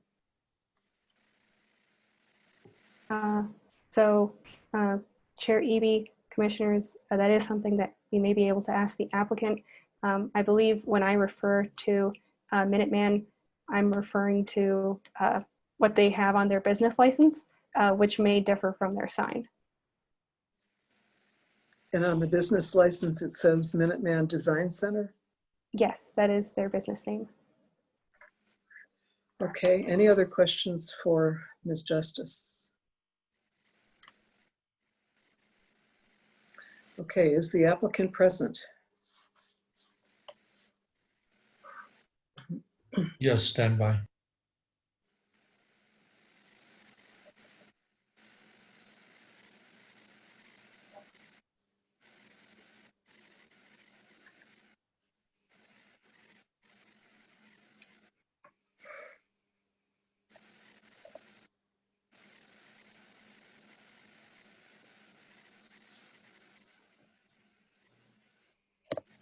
Yes, please. I see there are two of you there. Are you both going to be speaking? Possibly one. Okay. Go ahead, Robert. All right, let's have you both identify yourselves and give your addresses, and then we'll have you both sworn in. Okay, my name is Arthur Dow Jr., and I'm the owner of the property. And my address is 5153 Lomas de Trisco Road Northwest. That's here in Albuquerque, New Mexico, 87105. Okay. And that's your son? Yeah, Yes. I'm Arthur James Dow III. For clarification, you can just call me AJ so we don't confuse the two of us. And my address is 1 Caballo Viejo in Santa Fe, New Mexico. Okay, thank you. Attorney Winter, please swear in Arthur Dow Jr. and AJ Dow. Mr. Dow Senior, well, Junior, sorry, and AJ, would you please raise your right hand? Do you both swear to tell the truth, the whole truth, and nothing but the truth? Yes, I do. Thank you. Okay, which of you would like to speak first? I guess I'll go ahead and start. I guess for clarification, I do want to say that, so Minuteman Design Center, of course, is the tenant there at that property. And of course, they already operate, and they've been operating there for 10 years. This additional building is for their expansion because they currently operate on 2 properties, one there, and they have another property somewhere else in the city of Albuquerque, and they'd like to consolidate into one area. They do refinishing work for furniture. They do cabinet work. They do kitchen remodeling. So they do have like a small showroom where they can design things with clients, different kitchen, pretty much any type of kitchen that they go into is what they actually design. So for clarification, they already exist there for noise, for odor, for the special permit is for them for their refinishing business there. I think it's because they have the spray booth, which also goes into, I believe it was Commissioner Benavides who had a question on, there is a temporary building that would be removed. Right now, that is their spray booth that they use to like spray various furniture. That would be moved into the new building. So yes, that small piece, which is a temporary building, would come down to make room for the bigger building, and it would go inside there. So for clarification on that, I guess to still address Mr. Benavides, the existing wall at the front of the property, I know it's a small wall. That wall I think has been there since we bought the property years ago. It's a pretty small wall, but I'm sure it could be lowered or something in some set. But where the new building is going, that is on the complete opposite side. That's nowhere near the new building. It's just for clarification on that. For, I think, Commissioner Christensen, I think you had a question. I'm not sure. I think it was about, again, I think it was about noise and odor, if I'm correct on that. Again, the business already exists and already maintains what they do. I haven't seen any complaints from the neighborhood. We haven't seen any problems with them. They would use this other building to kind of expand where a lot of it would be kind of warehouse where they'd be storing some cabinets and kitchen sinks and furniture, and also like they do like marble countertops. So some of it's all got to be stored somewhere. So that's where it goes into this one building. Let's see. What other questions y'all have specifically to that property, I guess? If you have any further statements, we'll hear that, and then we'll have questions. I'm sure Okay. there'll be questions as well. Go Sure, ahead. and I will clarify, like I said, we're just doing one big building in the back that they're just expanding into. They're still going to maintain the existing building that's still there. That's not changing. And of course, the goal would be is to closely match the new building to the existing building, which again, it is a prefabricated steel building, but we are going to add an application for a stucco facade over that building. So it would, and the color of course would match as close as possible as we can get it to the existing one. Obviously with the color fading over time, it might be slightly different, but we're going to get as close as we can, which is basically a white to a very light tan currently. We will definitely do, we are going to add some windows. I think our original design, we did not have very many windows.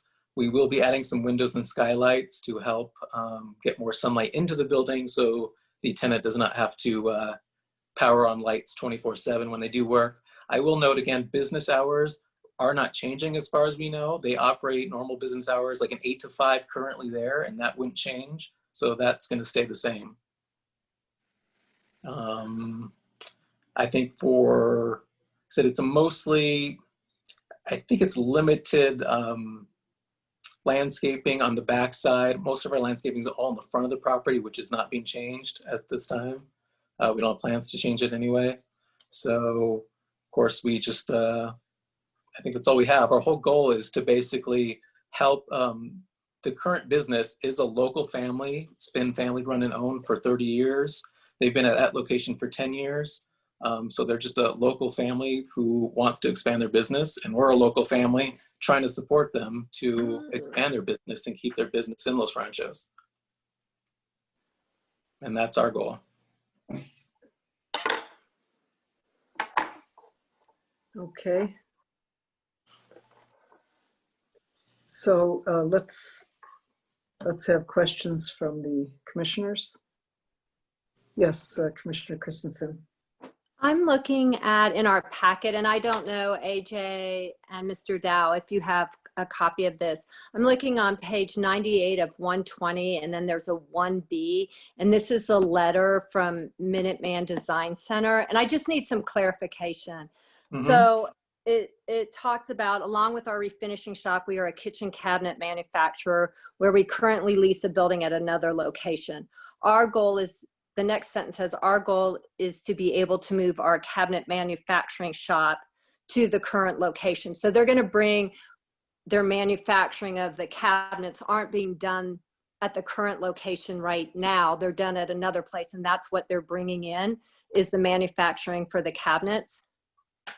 Now, I believe they already do some of the manufacturing at the existing building. I think, I mean, I've walked in there and they have some cabinets set up. So I think they do a limited portion at the smaller building, which is at Los Ranchos, and then their other location, they do additional. So I wouldn't say that it's bringing a whole new system. It's just consolidating because they are doing some of it already there. Okay. Yeah, it was just when I read that sentence, our goal is able to move our cabinet manufacturing shop to our current location at 7124th Street. So that's where I was a little bit confused that the manufacturing wasn't happening there. And then this is, the big building is to bring manufacturing there. So thank you for clarifying.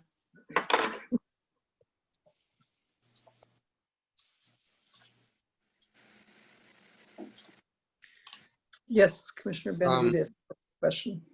So earlier I heard about the special use permit was for the refinishing, and not that this is a problem, but I'm hearing there's some manufacturing of cabinetry, which implies there's some woodworking equipment.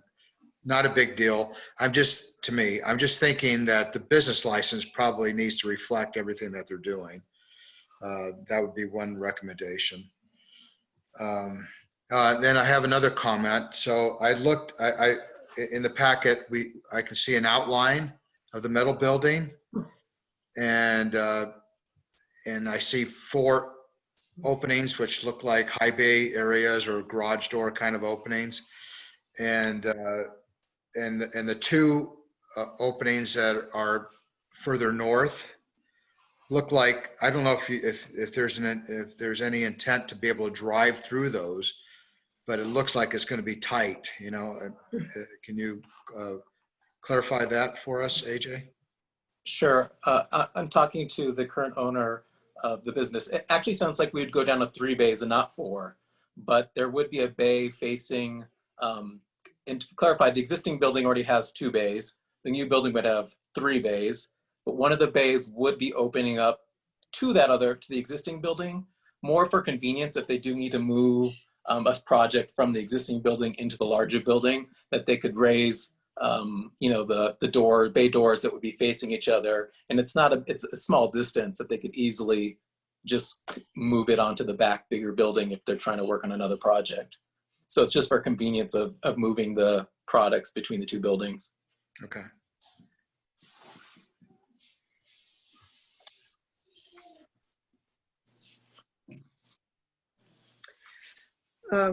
Is the business owner here, Mr. Dow? I don't believe he is. It's Jeremy Lopez and JC Lopez have been running that for a long time. I know they were invited. I don't know if they got on. You'd have to tell me. They are not on. Okay.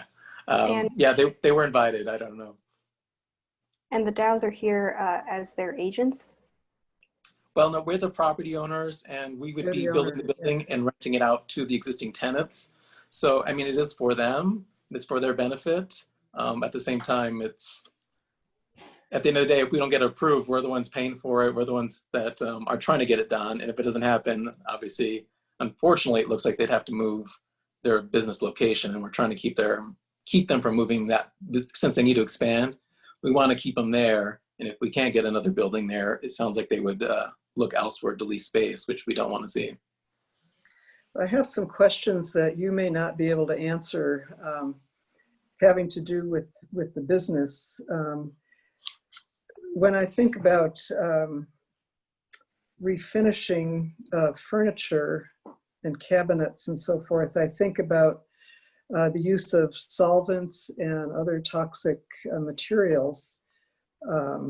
Obviously, there's a spray building, and that's going to continue.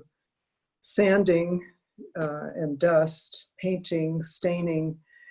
And I'm just wondering if this business is regulated by the New Mexico Environment Department for use of hazardous materials. Yes, it is. They do have like a system for drawing out the dust. It's a pretty expensive vacuum system that sucks up cleans the air as they're stripping. So there's minimal dust in there. And where does the dust go? Does it go into the atmosphere or is it captured somehow? No, they have a collector. It's like a little vacuum thing on the baseboard, and it collects all the dust in there, and then they empty it. And that's an existing building, and so they'd be doing something similar to the new building as well. So again, it's nothing new. They already do it. And they do have a very nice high-tech system in place that deals with the chemicals and the dust.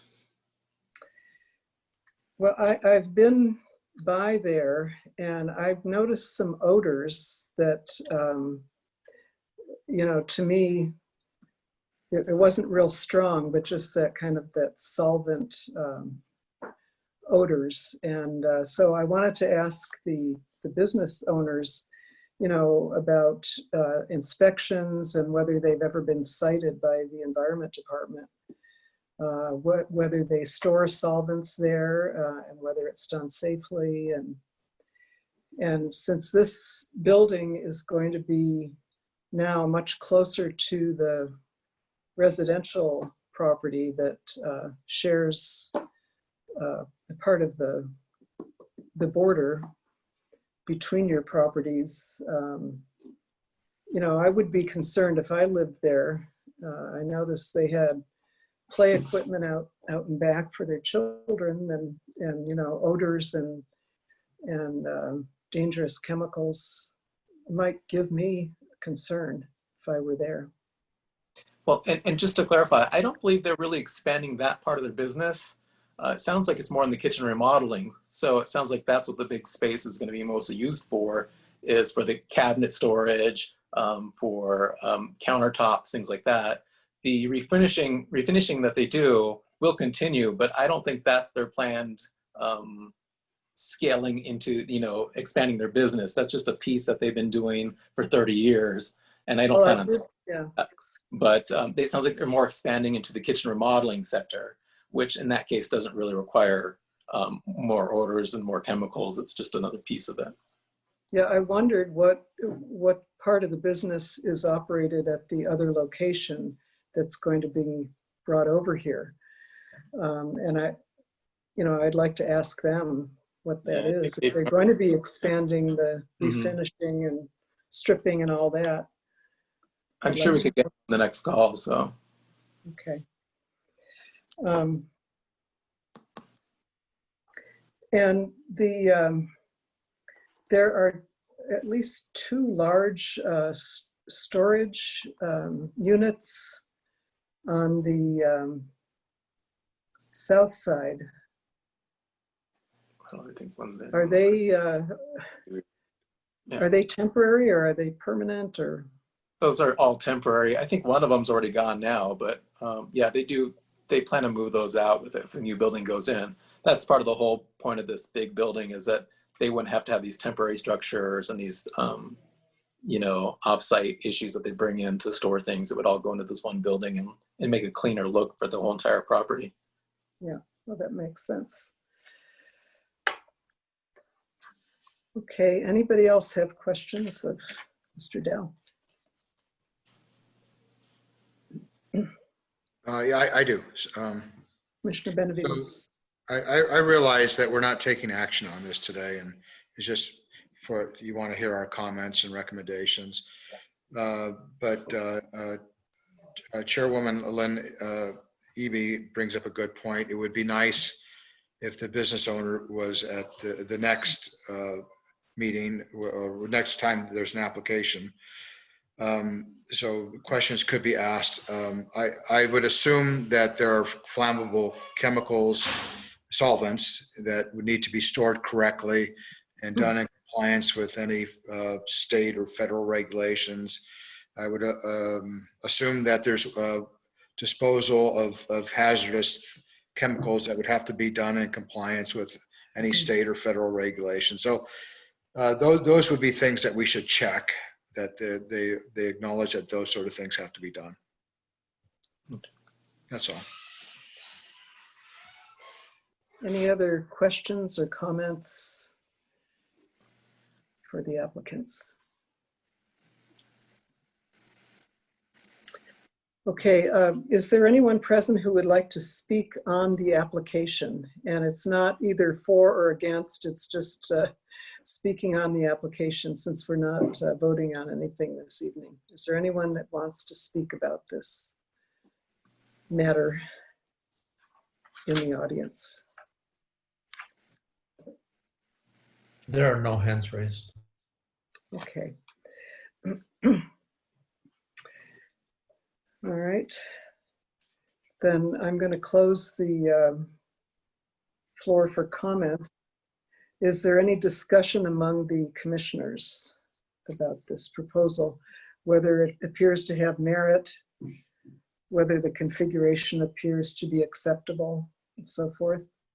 Yes, Commissioner Gay. This is, just go back to the question for Tiffany. If this was not was this application publicly noticed to the neighbors? Commissioner Gay, commissioners, yes. And there was nobody that lives east of them, that was no residential, nobody chimed in. That is correct. We haven't received any comments on the application from any of the property owners within a 300-foot radius. That is our mailing and notification radius. If the next time this comes before the commission, this is going to go before, this will be public noticed a couple more times. And so we may get more comments from neighbors as this application progresses, but right now we received none. But it was publicly noticed, even though it's not an official determination. Yes, this was public noticed. And secondly, the setbacks, the site plan doesn't have any dimensions that are, I can't really, there's a few dimensions on it, but they don't look correct to me, but there is some setback problems on the southeast side, as you noted, and it shows there's a 5-foot setback between the new building and Roll Road. So I would assume that at some point you would have asked the applicants to provide a real site plan with survey and real dimensions that could be verified as you normally would do. Yes, Commissioner Gay, Commissioners, so the preliminary and the final plans, they will be required to have a site plan that I guess accurately shows the property. At this point, because this is conceptual, the main concepts are shown. The setbacks from railroad and actually the east property, because the surrounding is all commercial, the distance from the property line of about 5 feet is compliant. The only portion where they aren't compliant right now is there's a small portion in the southeast corner that is adjacent to a residential property. And so they do need to have that 15 feet from the residential property and buffered by landscaping. So this building will just need to be shorter. Why is that only on the southeast section? The east, there's two neighbors, correct? One directly east and one southeast? Yes. So Commissioner Gay, Commissioners, so the other properties except for the southeast corner are all zoned commercial, and the setbacks from the properties are based on zoning, not necessarily uses. So for example, so the property to the east is going to be that townhome development that came before the commission for a while now. Though that use is residential, it is zoned commercial, and the required distance between commercially zoned properties is 0 actually. And so the setbacks from property lines of 5 feet or 10 feet would be a requirement from the fire department. And the property that's southeast, isn't that currently on the list of development? Hasn't that been approved for a development project? Yes. So the majority of the southern boundary property line is bordered by a property that they came in a couple months ago for a sketch review for some law offices. Yeah. But there are 2 properties abutting it on the south. One that's about 20 feet from the southeast corner. So about 20 feet of that property line is abutting a commercial or a residential property. So that back corner is required to be 15 feet away from that back corner, unless they would like an L-shaped cutout. It just kind of makes sense to just shrink the rest of that building and include more landscaping. Thank you.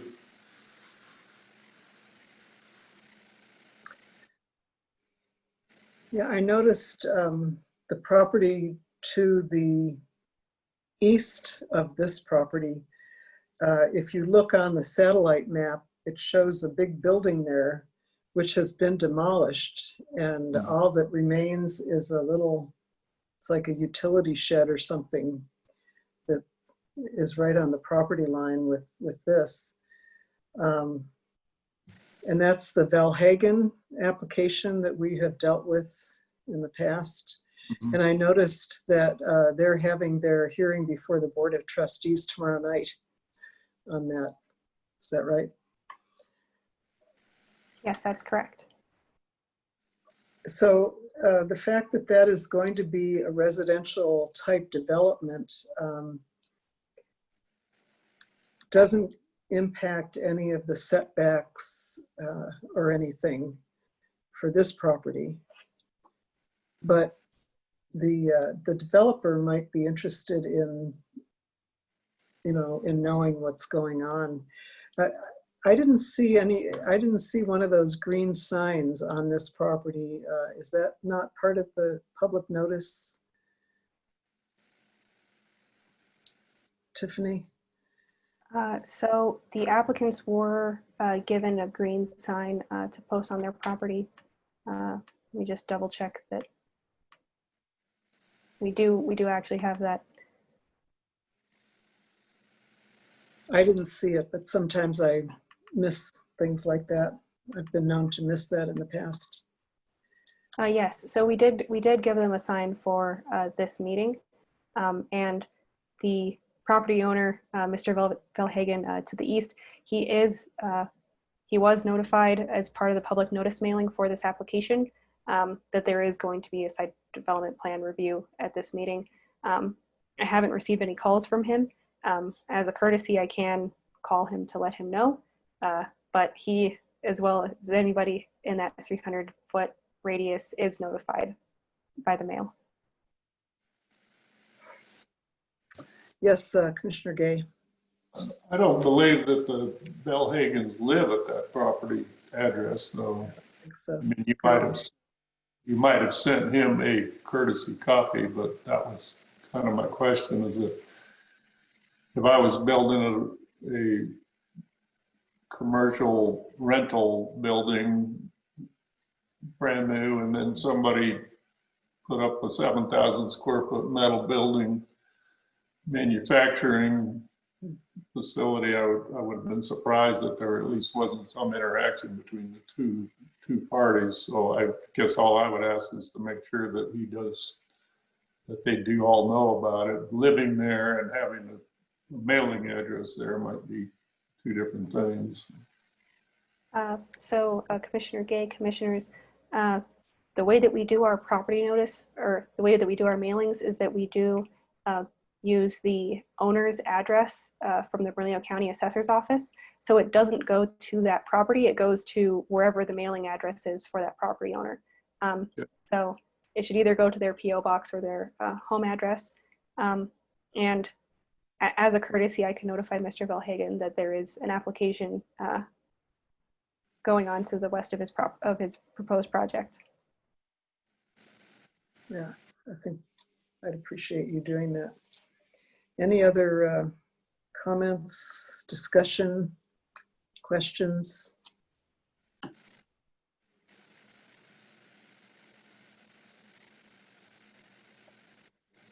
Seeing none. All right, I'm going to close the comments for this item, and as I said, there's no action to be taken tonight. You will be hearing from the applicant again, I'm sure. All right, thank you to the Dows for appearing and participating in the hearing. And discussion for item 4E and the request by Mary Dow Trust for sketch plat review is formally closed. All right. It's almost 9 o'clock and we just have some old business, maybe some new business and reports. How about if we take a 5-minute break? Is that good?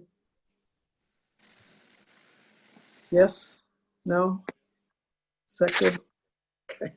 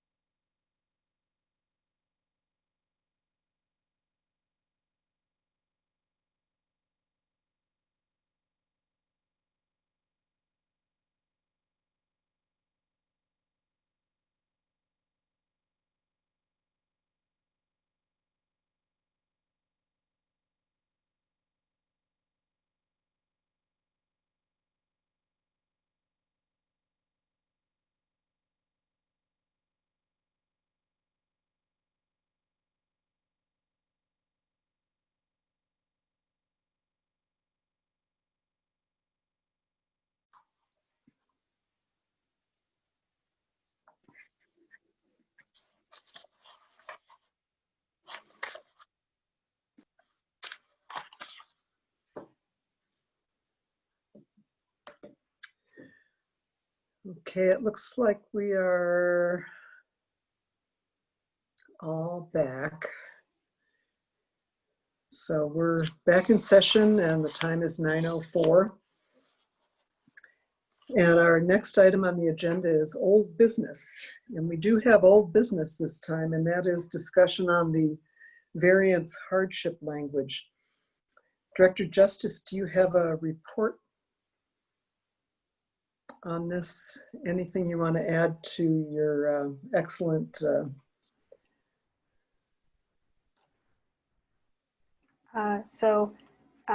Chair, Commissioners, this report is the same that was in last month's packet. Nothing has been changed. I think there's really two, I guess, main points of discussion.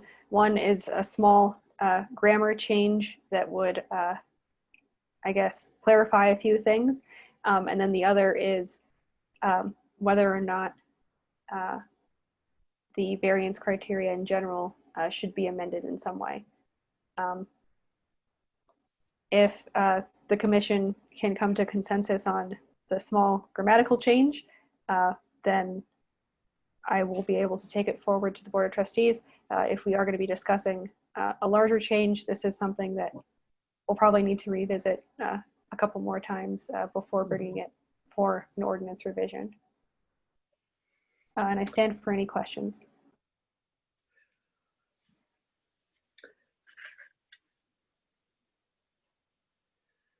Okay, well, I'd like to lead it off because I can see that we could make some insignificant, or I shouldn't say insignificant, but some tweaks to the grammar and clarify the, how the 6 criteria for hardship should be operating. I'm kind of in favor of some more substantive changes. And so I know that that would take more time and effort. And I'd like to see what other commissioners have to say about this. I'm thinking that if it would be not too difficult, I would like to review at least a couple of years of variance requests that were either approved or denied with a split vote, with a close split vote, and see, where we're having difficulty. The one that I remember most recently was and maybe that wasn't even it was a setback variance for a guest house on a property in the R1 zone, so which is 1 acre residential zoning, but it was a half-acre lot. And, there's really nothing in the hardship language other than those 2 criteria, that number 5 and 6, that are kind of loose, that gave us a whole lot of guidance. And I would like to see, that as one of the hardships, that if you are a smaller lot in a zone that has, larger lot zoning, that could be considered a hardship under certain circumstances. And I'm wondering too if we can identify all the types of variances there are. I mean, I came up with a list of, we have set side and front and rear setback, we have fence height, we have building height, we have the FAR regulations, the design regulations, and maybe there are others. And I'm wondering if they should be somehow treated separately with the hardship language. Maybe the hardship language is too general to fit all those types of variances. And then lastly, the residential and commercial, does it make sense to have the same standards for residential and commercial properties? So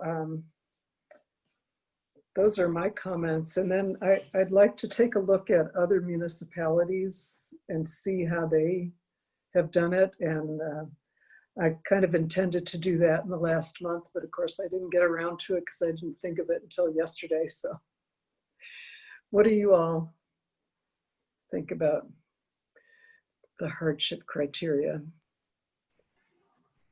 Those are some good suggestions. I like what you said. I'm thinking maybe forming a subcommittee or a task force or something, if anybody else would be interested. Yeah, Dan? You're muted. You're muted. Dan, you're muted. We can't hear you. It's probably good. Volunteer to help with that. I've read this document a couple times and I don't understand, the majority of it. And it's pretty clear that we can't just fix this in a couple more evening meetings. So I think that's a good idea, and I would volunteer to help you do anything or take part of that, maybe do some inventory on some of the past variances that have been set and how they got voted on. I think it's really vague and it's so broad that everybody seems to have a different interpretation of it, and yeah. I don't think it's a fair application for the residents of the village. I'm not promoting or one way or the other, but I think we should have fairly clear guidelines and fairly clear rules that can consistently be applied, so we don't end up having problems as we've had before. So I will help do that. Okay. Karen, did you? I was just going to say, as a new commissioner, this is something I really, really struggle with, these variances in the language. So anything that we could do to make it maybe a little bit more understandable and not so broad would be really helpful in what both you and Dan said. It's just these inconsistencies, these interpretations, and I understand that we can't have concrete but the wording here I struggle with, like you do, Lynn, almost every time we have the hardship criteria. So anything that we could do to make it so we could apply it maybe in a more consistent manner I'm all for that. I think drawing on examples from what other municipalities are doing is a really great idea, and I think a deeper review of that, and also precedents from within the village, like you said, a split vote. I think those are really good suggestions. I think that'd be helpful. Yeah. Yeah, I mean, initially I was thinking, well, we can just tweak the grammar or the punctuation and be done with it. But I'd kind of like to take a deeper dive into it, and maybe we'll come up with nothing, but I don't think it's ever going to be black and white, but it's always going to have some interpretation. But I'm just, I've gone from kind of one extreme to another. I think I've become more lenient towards variances than I was 2 or 3 years ago. So that's kind of disturbing to me. And Tiffany, do you have anything to add, or Al? Al, did you have something to say? I was just going to say, though, anything we do would require approval by the trustees Oh, to yeah, change the for ordinance, sure. right? Absolutely, yeah. We'd have to draft, you know, a new section for this and hash it out among ourselves and then pass it on to the Board of Trustees. They're the ones that make the final decision, so.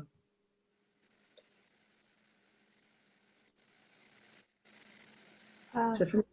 Rachel Berenson is also on the call if she has any comments. She's connecting over phone because her internet went down. Oh, I see. Rachel, did you have anything you'd like to add, or? Can you No, hear I us? don't think so. Can you hear me? Yes, I can hear you now.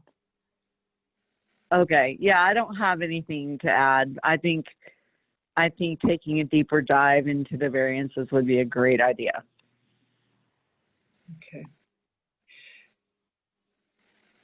I mean, it's a real small section of our ordinances. It's not like a huge thing, but I think it merits some attention since we just seem to be getting more and more variances. Now, tonight we didn't have any, but some nights we have 2 or 3. I'd be happy to help when I can. I don't know if, you know, where this is going, if you're wanting to meet and talk about this once a week, and if there's a commitment. I'm not sure if I can go there just yet. You know, at some point we can actually meet in person. It might expedite the whole process.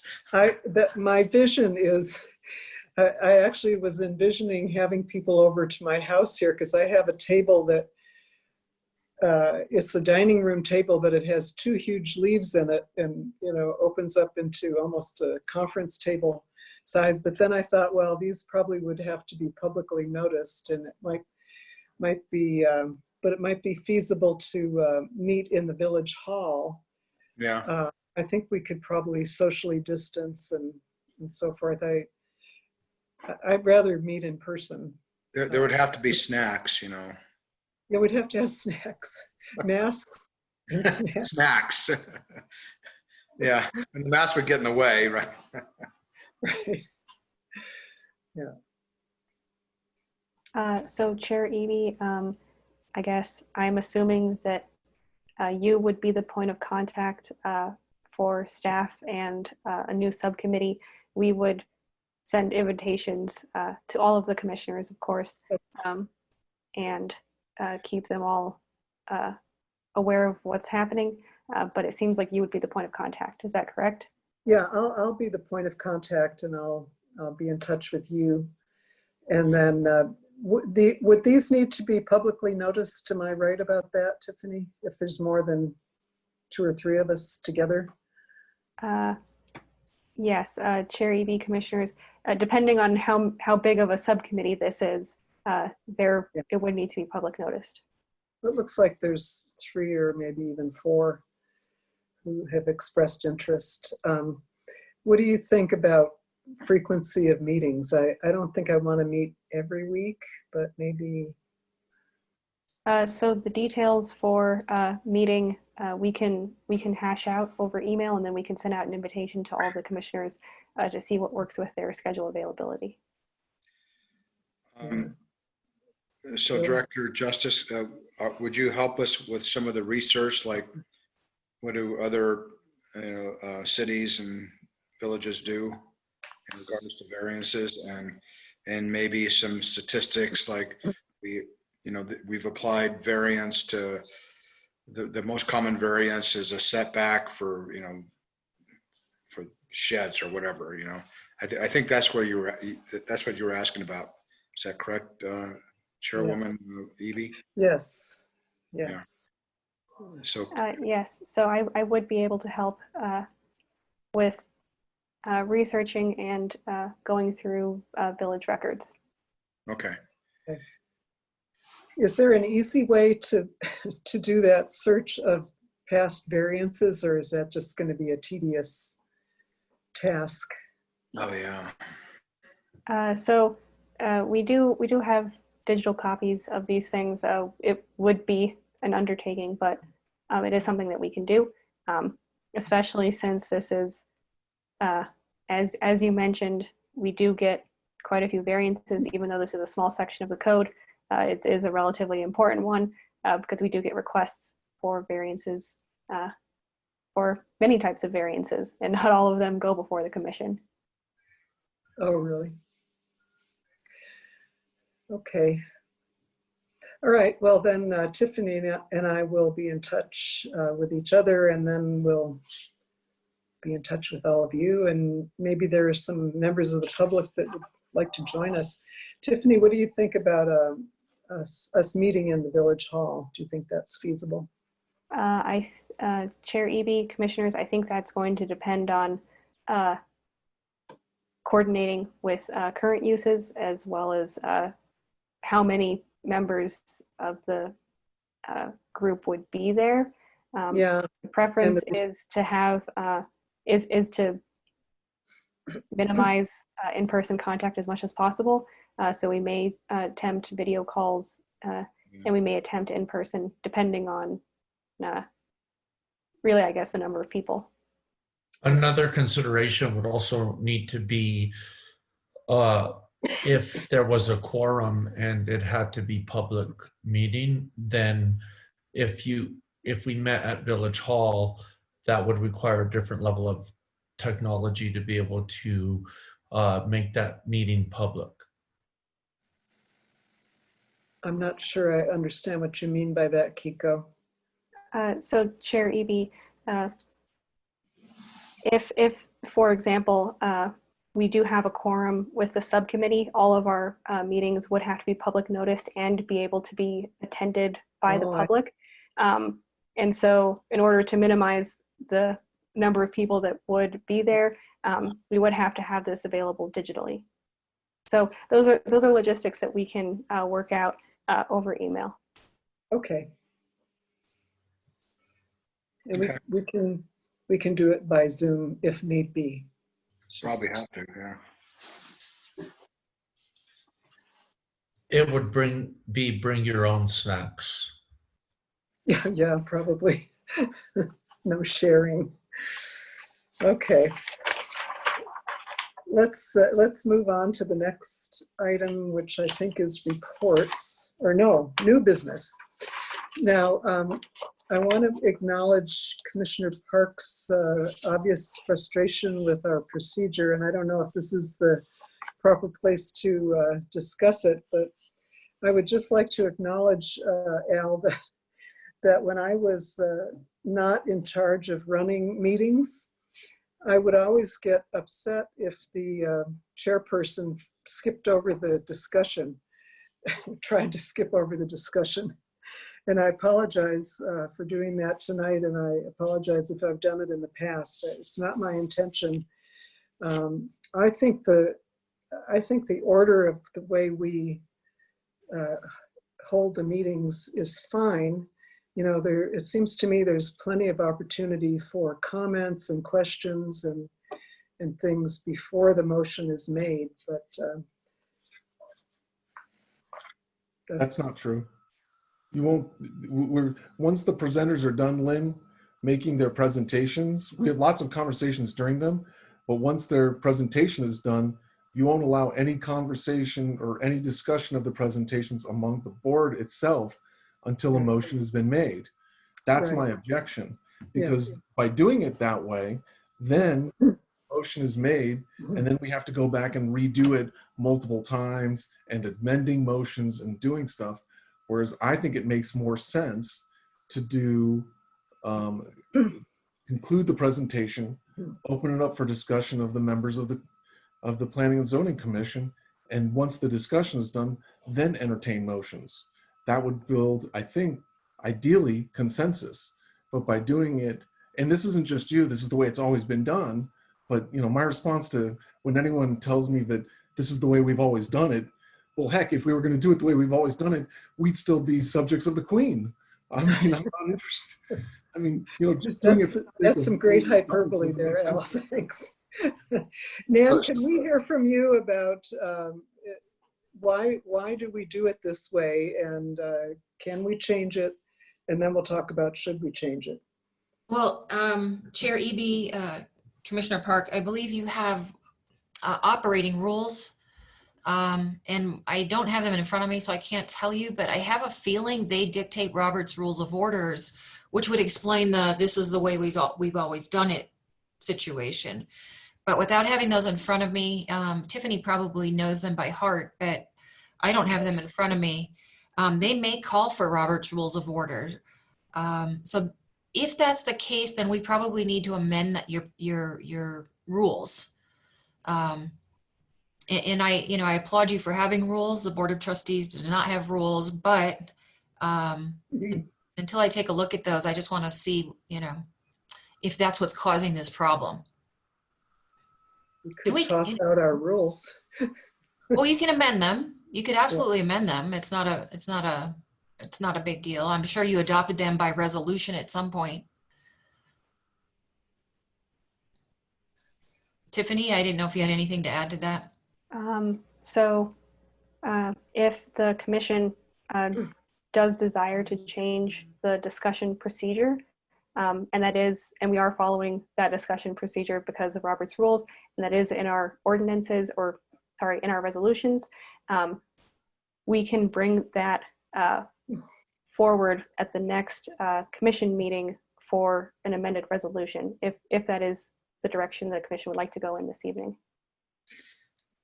Let me ask for clarification, Al. So you don't mean to have a discussion, the prior discussion, in place of the after motion discussion? You mean in addition? Is that correct? Right. Yeah, that still happens. Okay. Yeah. So my only point is that, I mean, at any time anybody can make a motion. It's just that once the presentation is done under our current system, we can't have any discussion at all until a motion is made. And then not inevitably, today was fairly smooth, right? But in a lot of the times, we go back and we redo motions. And I'll be honest, for me, it's confusing. I mean, Gil's making a motion, I'm amending the motion, and we're going back and forth. I think if we have the presentation conclude, then we have the commissioners make and have a conversation. We can discuss, proposed conditions or variances or options, and then we can come to a consensus and then do a motion. Now, if it's contested like we had with the cul-de-sac, well, then we won't do it. But I think that it will, instead of spending our time figuring out what was the motion and changing the motion. Now, and Gil is right. So let's say, I say, I want to add these variances or these conditions, and I make that motion and Gil says, no, that's a bad idea. Well, we can still talk about it, no problem. I just think it's more efficient instead of requiring a motion to be made before we can have commission discussions. And if I don't see the downside to what you're saying, Al. I don't see any downside to it, so, yeah. Chair Eby? Yes, ma'am. So I did find the rules on my desktop here, and they do call for Robert's Rules of Order where not otherwise indicated. So you can clearly amend them. The last time the last version I have was adopted in 2019. Hold on, let's see if we got a date at the bottom here. Looks like it was adopted by Planning and Zoning Commission on March 12th of 2019. Yeah, we do that every year, don't we? Oh, that's right. That's right. Yeah, we do that every year. We do those resolutions. Right. I think that having discussion both before and after the motion could lead to more time wasted personally. I kind of like the way it is. So how should we handle this, Tiffany? Should we put it in old business and bring it up next time, or? I guess I would like to hear from all of the commissioners kind of how they feel on this. If they don't have an opinion, that's fine too. I would just like to get kind of the overall, that way we can see whether or not it's divisive, whether it's clearly in one direction or the other. Okay. Hey, Tiffany, this is Rachel. Can you hear me? Yes. Okay, so Chair Eby, first let me say, it wasn't that you had, the frustration I don't think came from you skipping over the discussion. I think you're doing a fabulous job. I don't think that's the issue. I think that what Al Park is saying and what I am seconding is that if we have a discussion before a motion is made, we can better articulate the motion and make the motion more concise so that we don't have to keep going back and amending the motion if there is a discussion after a motion has been made, it's been seconded. Now all we have is the vote, but so then we would have to retract and redo the motion. So in my opinion, and again, I'm new to this board, but in my opinion, if we were able to have a discussion before a motion, and then of course, after a motion, if and a second discussion is warranted, but I think that might make things smoother. Thanks. Okay, who else would like to chime in here? Drew? Yeah, so I mean, I'm pretty new to Robert's rules, but from what I understand, without a motion, there's nothing to discuss. And I know that it's kind of a time-saving measure, but the way it's kind of echoing through our meetings is it's actually costing us more time. So I think if we could find a way to have discussion before and after, it would be beneficial. But I'm going to defer to those who are a little bit more steeped in law than I am on that one. Oh. Who else would like to comment? Karen, have you?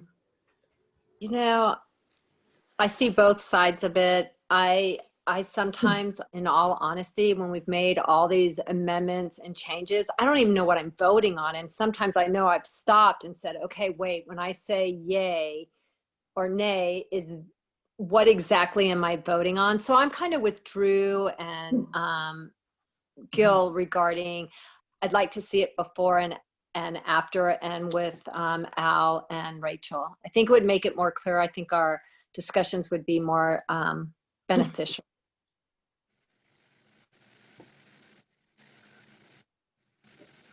Dan, you want to say anything else? I don't think I have a big opinion on it. It certainly is not the time and place right in the middle of a proceeding to now object to the way things have been run. So if they were that bad, I think you had heard this before. And I don't see how this is, you can not vote, you can vote. You have the chance to tell the other commissioners how you feel about something by your vote. So I don't see it being any more efficient. I've been in the same thing that Karen just described. It does get a little confusing, but I think it does work, and if it's efficient, then I'm all for whatever works and is most efficient.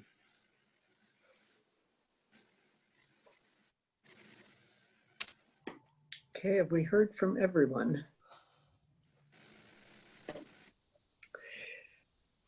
So how do you want to handle this? Do you want to, Al, do you want to come up with a proposal and submit it for consideration next month? Sure, you just got to add it to the agenda. I mean, it's real easy. It's just an amendment to the rules that we adopted, because we adopt them at our every March meeting, the Robert rules, and it's just an exception that allows for discussion of whatever the applicant, the variance, whatever it is, prior to requiring a motion to either approve or disapprove. But if you want me to write that down, I can send an email to you and Tiffany and Man, and you can Tiffany, add it. do you want to handle this yourself, or do you want some input from Al? Commissioners, the village attorney and I can work on this together. Okay. We'll draft something, we'll draft an amendment to the resolution, and we will put it on next month's agenda for either approval or denial. Okay. Can I and make further a, discussion. can I make a suggestion here too? Go ahead. Given Commissioner Park's indication that he's, participated in multiple boards and in the legislative process with a different format, maybe Commissioner Park, you could forward to me and Tiffany the process that you used in the legislature and or on these other boards that you're aware of that might be memorialized in their The rules. legislature is governed by Mason's Rules of Order. Masons. Masons? Yeah. And my other boards, I'm not sure we have rules. Okay, well, if you've got something handy, it would definitely help both Tiffany and I. I'll go grab my. I've got a copy of Mason's. I'll flip through it. Okay, that'd be helpful. Okay, great. Let's move on then to item 7, reports. And Director Justice, may we have your Planning Department report? Yes, so commissioners, in general for COVID, we are still operating primarily remotely. We do handle some in-person business, but prefer that folks call or email us or schedule video conferences. Jennifer Schilling continues to work on building permits, parcel permits in the Village Magazine. She's also been aiding Administrator Simon with the COVID-19 business grants. You may have seen notice, hopefully, on Facebook, or if you own a business, you got a letter in the mail. We do have small business grants, the deadline for which was today, but if you know of anybody who does qualify, please encourage them to apply anyways. Doesn't hurt to apply, because we do have funding from the state for those grants. Business renewals are fast approaching, and Jennifer's working on preparing renewal documents and letters for business owners. Keen Heinzelman's he continues to patrol the village and work with property owners. Political campaign signs are cropping up around the village, of course, and they are allowed on both private property and public right-of-way with a political campaign sign permit, which is free. So he's been contacting candidates' offices to send them the sign permit application. The main thing that we want with that is just to make sure that post-election folks take down their signs in a timely manner. And I'm going to be presenting a proposal to the Board of Trustees on short-term rentals at tomorrow night's meeting. This document does discuss a few key points, mainly absent or present owner, the rental of guest houses, and the rental of outbuildings. This includes information on enforcement options, definitions, public opinion, and staff recommendations. The full document is available on the village website as part of the board packet. So I recommend you check it out if you're interested. The next steps will be, once we get some feedback from the board, an article in the Village Magazine's holiday issue to allow for awareness and feedback on that direction. And then we will move forward with adopting an ordinance and an application. And then the annual EPA MS4 permit is going to be posted on the website later this week for public comment.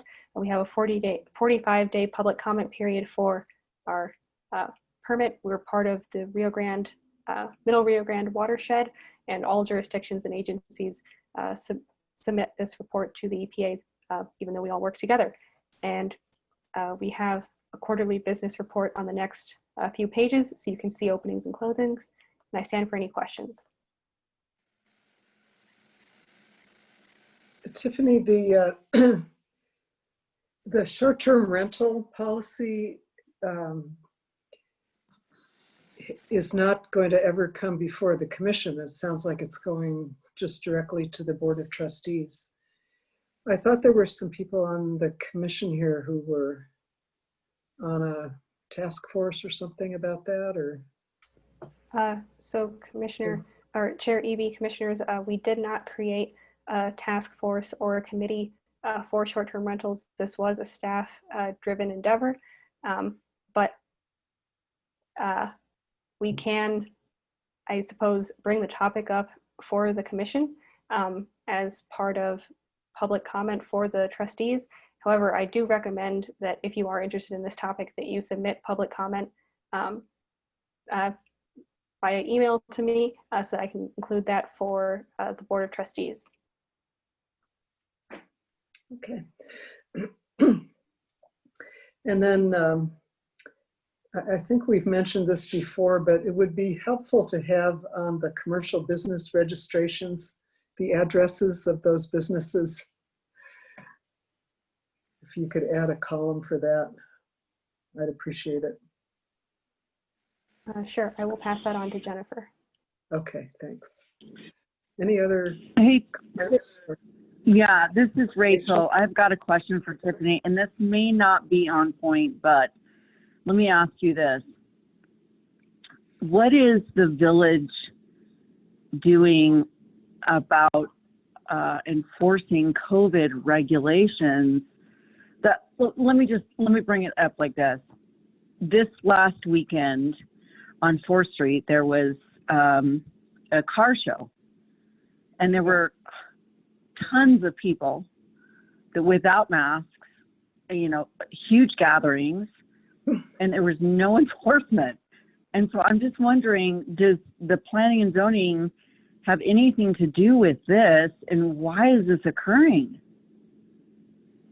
So Commissioner Berenson, commissioners, if you see any activities that are not compliant with the COVID safe protocols, you need to contact the state police, and any resident as well needs to contact the state police, because they are the ones enforcing the public health orders from the state.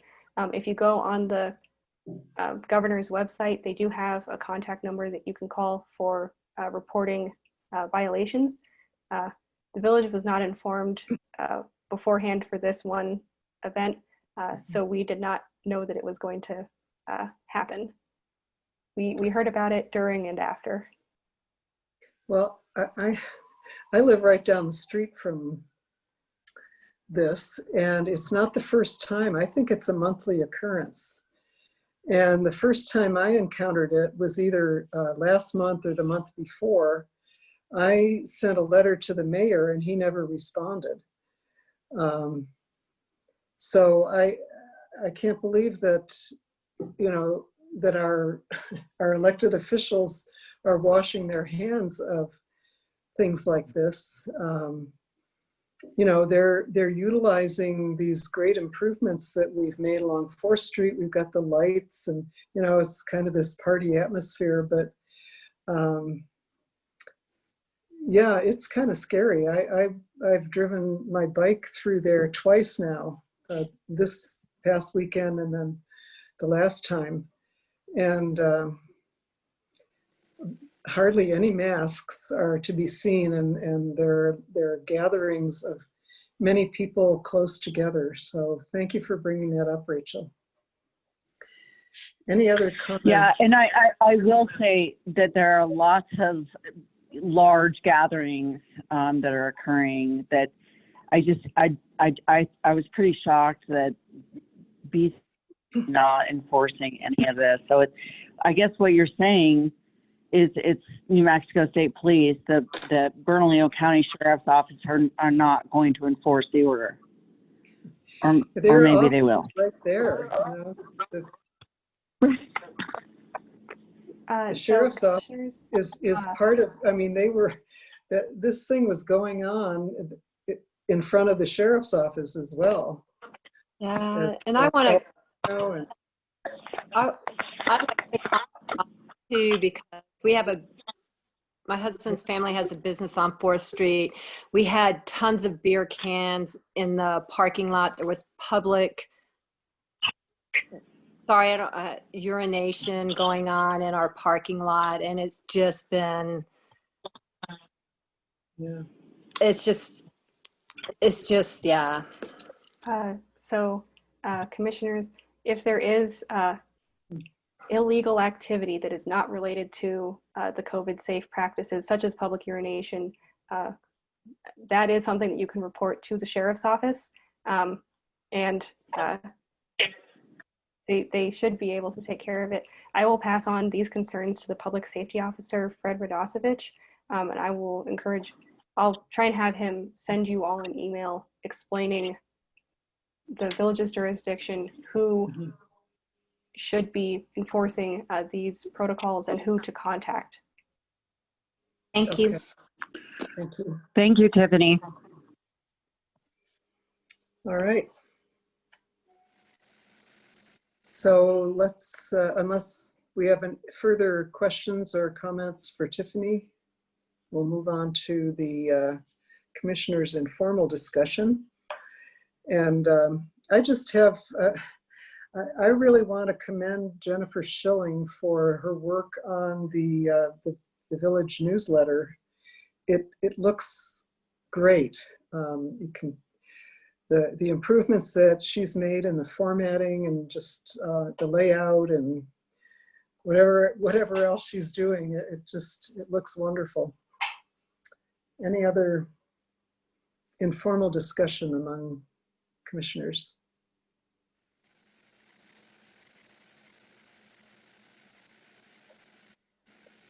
Okay. Then I'm going to move on to adjournment. Is there a motion to adjourn? Make a motion to adjourn. Okay, is there a second? I second that because I couldn't unmute myself quick enough to make the motion. Okay, it's been moved and seconded that we adjourn. All in favor? Aye. Aye. Aye. All opposed? None. Okay, this meeting is adjourned at 9:45 p.m. Thank you all. Thank Night, you. y'all. Thank you. Good night. Nice lively discussion.